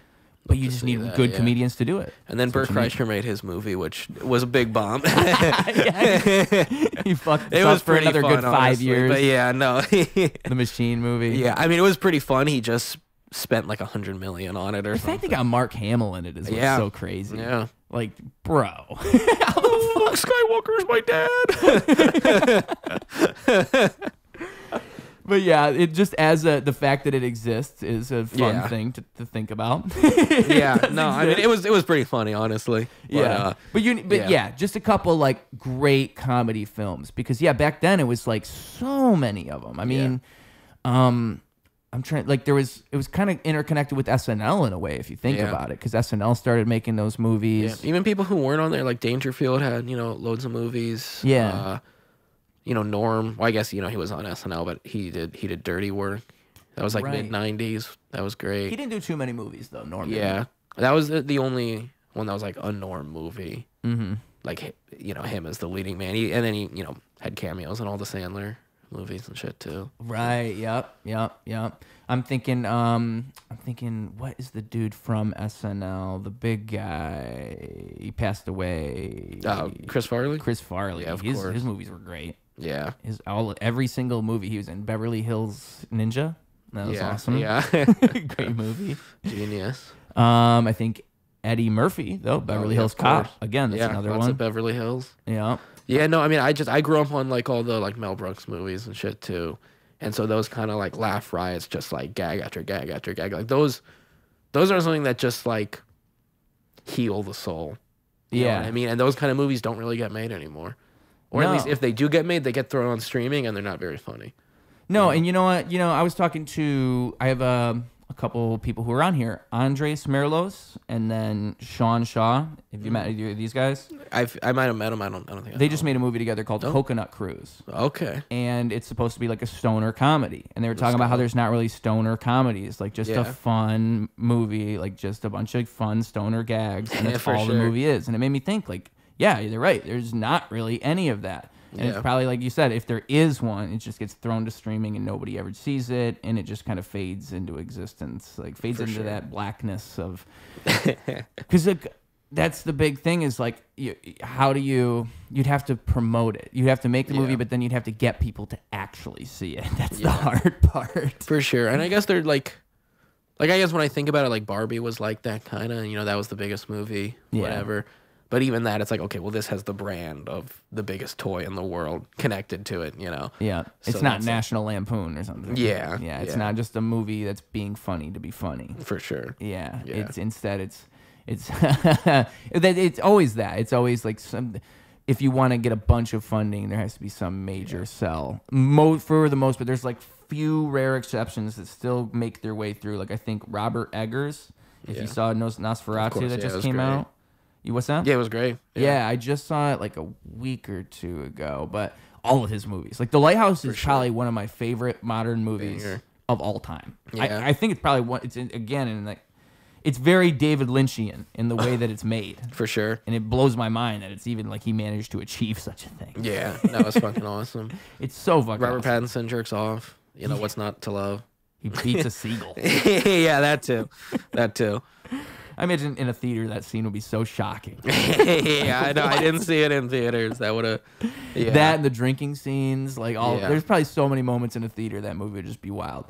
But yeah, so like there's a little bit of that, but for the most part, it's not original storytelling or like super inspired stuff. And yeah, I don't know how you do it, like to bring back good comedy, because like that's why I would say you just need big comedians. Like if you had big names, like big names in that industry, like in that podcast world, where at least like they have clout, maybe then you could get eyes on it. But it's just I think Tires on Netflix. If you saw that, I have show. Yeah, no, I have. I did like that, and that's a good Office-esque comedy. For sure. Which like there's not too much of like comedians on comedy shows that are doing well. For sure, because I feel like there was a big shift where everything had to be like a dramedy. And like sad dramedies where it's like just a sad show, but then someone makes like a halfway funny joke every few minutes. I hate those. Those all like instant turn off from any show. That kind of just like somber tone, but it's called a comedy because it's 30 minutes. Well, and it's like what you said too, like it's not that thing it was where it was just a bunch of fun things. Instead, it's got to have this serious, But even like there are, these great comedy movies, there's moments where it's serious. Like even... like I said, Mel Brooks, I fucking love all those movies, right? But like you look at those and you're like, oh, not only do you have really funny people here, great comedians and great actors, but he's like actually a good director, like a really good director when you're watching it. And then the serious moments when they're serious, like you've seen Spaceballs, of course, one of the greats. Like when has that moment on the desert where he's talking to the princess, there's like, oh, this is actually like drama that's happening. We're learning about these characters, and then there's a gag. And then it's back to gags, but then it's still like it's not like it doesn't undercut the serious moment. And it makes you care about them more, even when they're just being goofy caricatures and stuff. So what makes that work then? Like what is it that makes that work? I mean, it's like even if you're making it a comedy and you're just trying to make people laugh, you need to connect with them a little bit to laugh. And it's like a lot of people are like, okay, well if I just have these funny actors and they're just improvising and doing funny shit, it'll work. And it can, and you might laugh a bit, but for it to really hit, I feel like you need to kind of tell it cinematically in a little bit. Like, it's not just, okay, put camera down and then we got 2 actors doing improv. Like, you kind of got to get creative with how you're... You know, who's, he did Shaun of the Dead, a couple other yeah. ones. What's that director's name? Edgar Wright? Is that what it is? Yeah. He's good at that. For sure. Making good comedic directorial decisions. Like, you can tell that was like a funny cut, like a funny choice to make as the director. Because stuff like that, I think, kind of makes that too, where it's like, it's I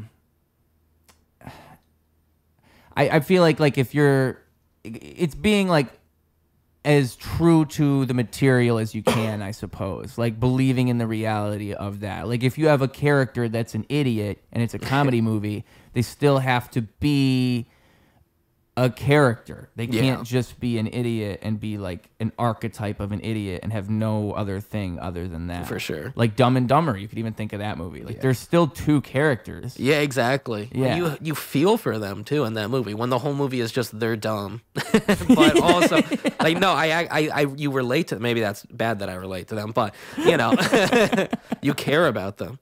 Yeah. Yeah. Which is a feat, the fact that it actually is done. Yeah, for sure. That's another movie where you could say drama and comedy actually blends pretty well. Yeah. Yeah, because there's a bunch of serious-ish moments in that movie. Yeah. My man takes a bullet. Takes a bullet. Literally. I feel like it has to be more comedy than drama for the drama to hit, because when it's like mainly drama and then you're in a dramatic mood and then they just have some like lazy joke, then I feel like it like undercuts all the drama. Yeah, and I remember when, like, I don't know if it was part of what made it so big, but it's the guy who made Knocked Up and 40-Year-Old Virgin. I'm not sure. I'm forgetting his name right now. He did 40-Year-Old Virgin, Knocked Up, and then he did a couple other movies, and I'm gonna know in about 5, 4, 3, 2.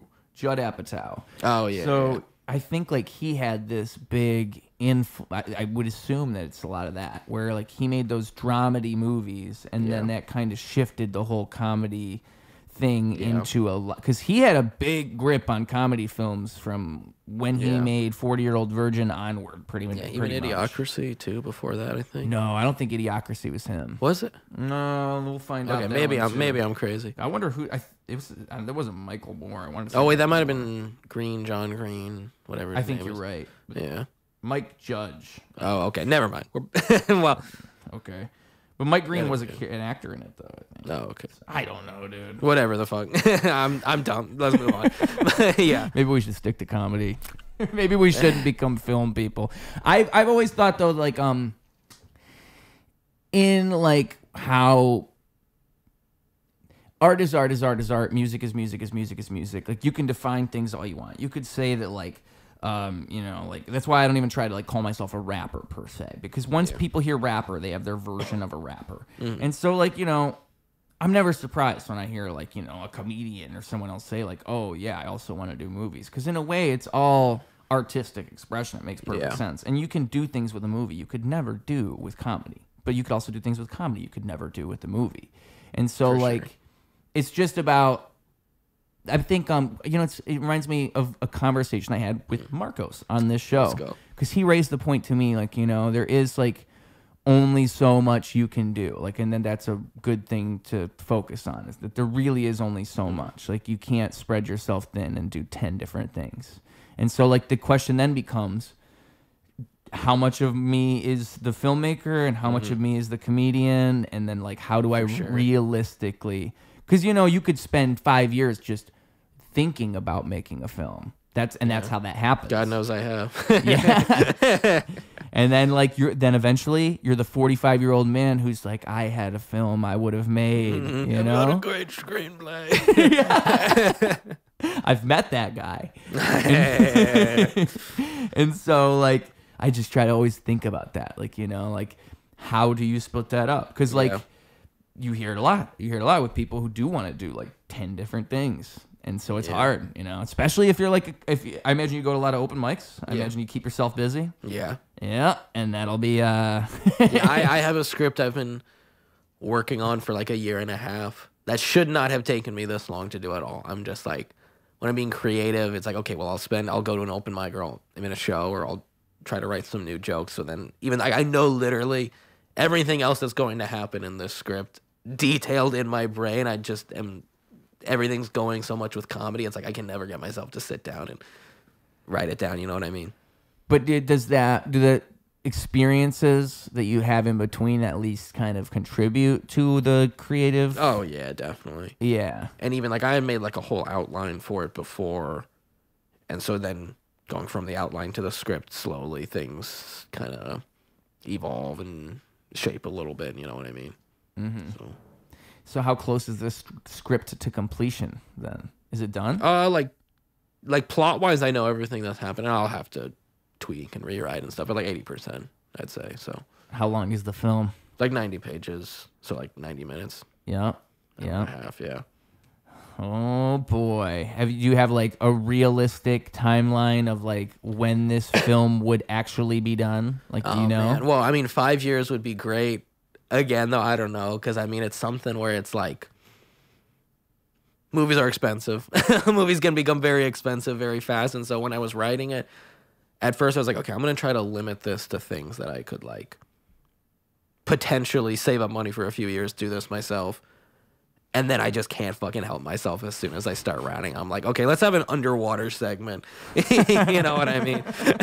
I just go crazy with it. And then like I feel like it's better to shoot for the stars and then trim myself back a little bit later, you know what I mean? Yeah. You realize you wrote a $10 million budget film. Yeah, literally. So maybe I need to scale this back. You don't have 10 million you can lend me, do you? That's another one that you could probably use AI to help you out. Like, I bet literally if you gave your script to AI and you said, I need to lower the budget of this to at least this number, it would probably actually come up with a way to do it. Maybe. I bet it would. Because I've done that for fun. Like, I've put in, like, how would you do this film as a film with a $10,000 budget? And it'll just come up with a bunch of cheaper ways to do it. That is cool. Yeah, make Star Wars for $3, please. Yeah. It'll tell you to film in a garage. Yeah. That's what it'll tell you. But you can do it. There was that movie, Be Kind or Wind. Did you see that? Oh, no. That was so good because it was like I think it was Jack Black and somebody else, and they worked at a VCR place.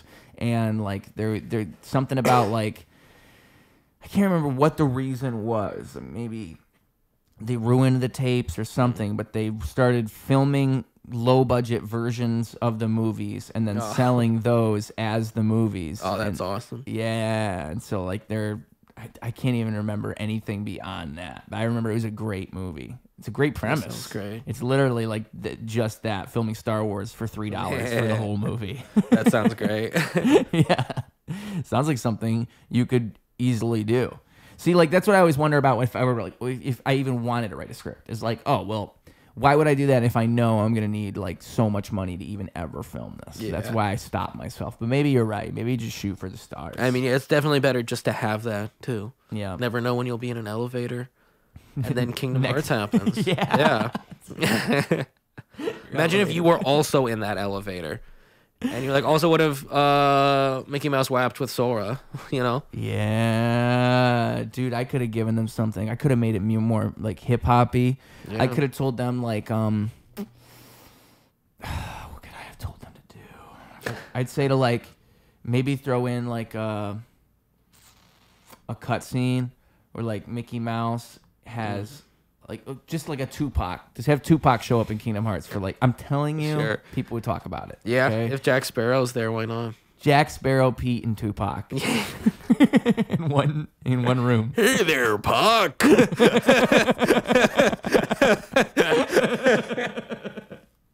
Just hear me out. You know, that'd be my elevator pitch. Hear me out. It'll work. Genius. Thank you, man. I practice. Well, do you got any final thing? Is there anything we want to make sure to mention on here? Yeah, just follow me on Instagram, Owen M. Monahan. Oh, so you're one step ahead of me, because that's what I tell you. I tell them, make sure you give them the social medias, and this is your chance to give them a final message for the kids, to send them home with something good. So give them the Instagram is, spell it out for them. What is it exactly? Owen, Owen, M. Monahan, Monahan. Monahan. Monahan. Ain't no mono, okay? Bitch, we Yeah, people stereo. do fuck that up. Yeah. I imagine. Yeah, that's why I made you spell it. Yeah. In fact, when we first applied to our current apartment, my roommate put my name down as Monahan. And I was like, bro, we've lived together for a year already. What the fuck? But yeah, follow me on Instagram. Don't call me Monahan. And follow our open mic too, Comedy at River North on Instagram. And eat your vegetables. Get 8 hours of sleep. Yeah, heard it here first, folks.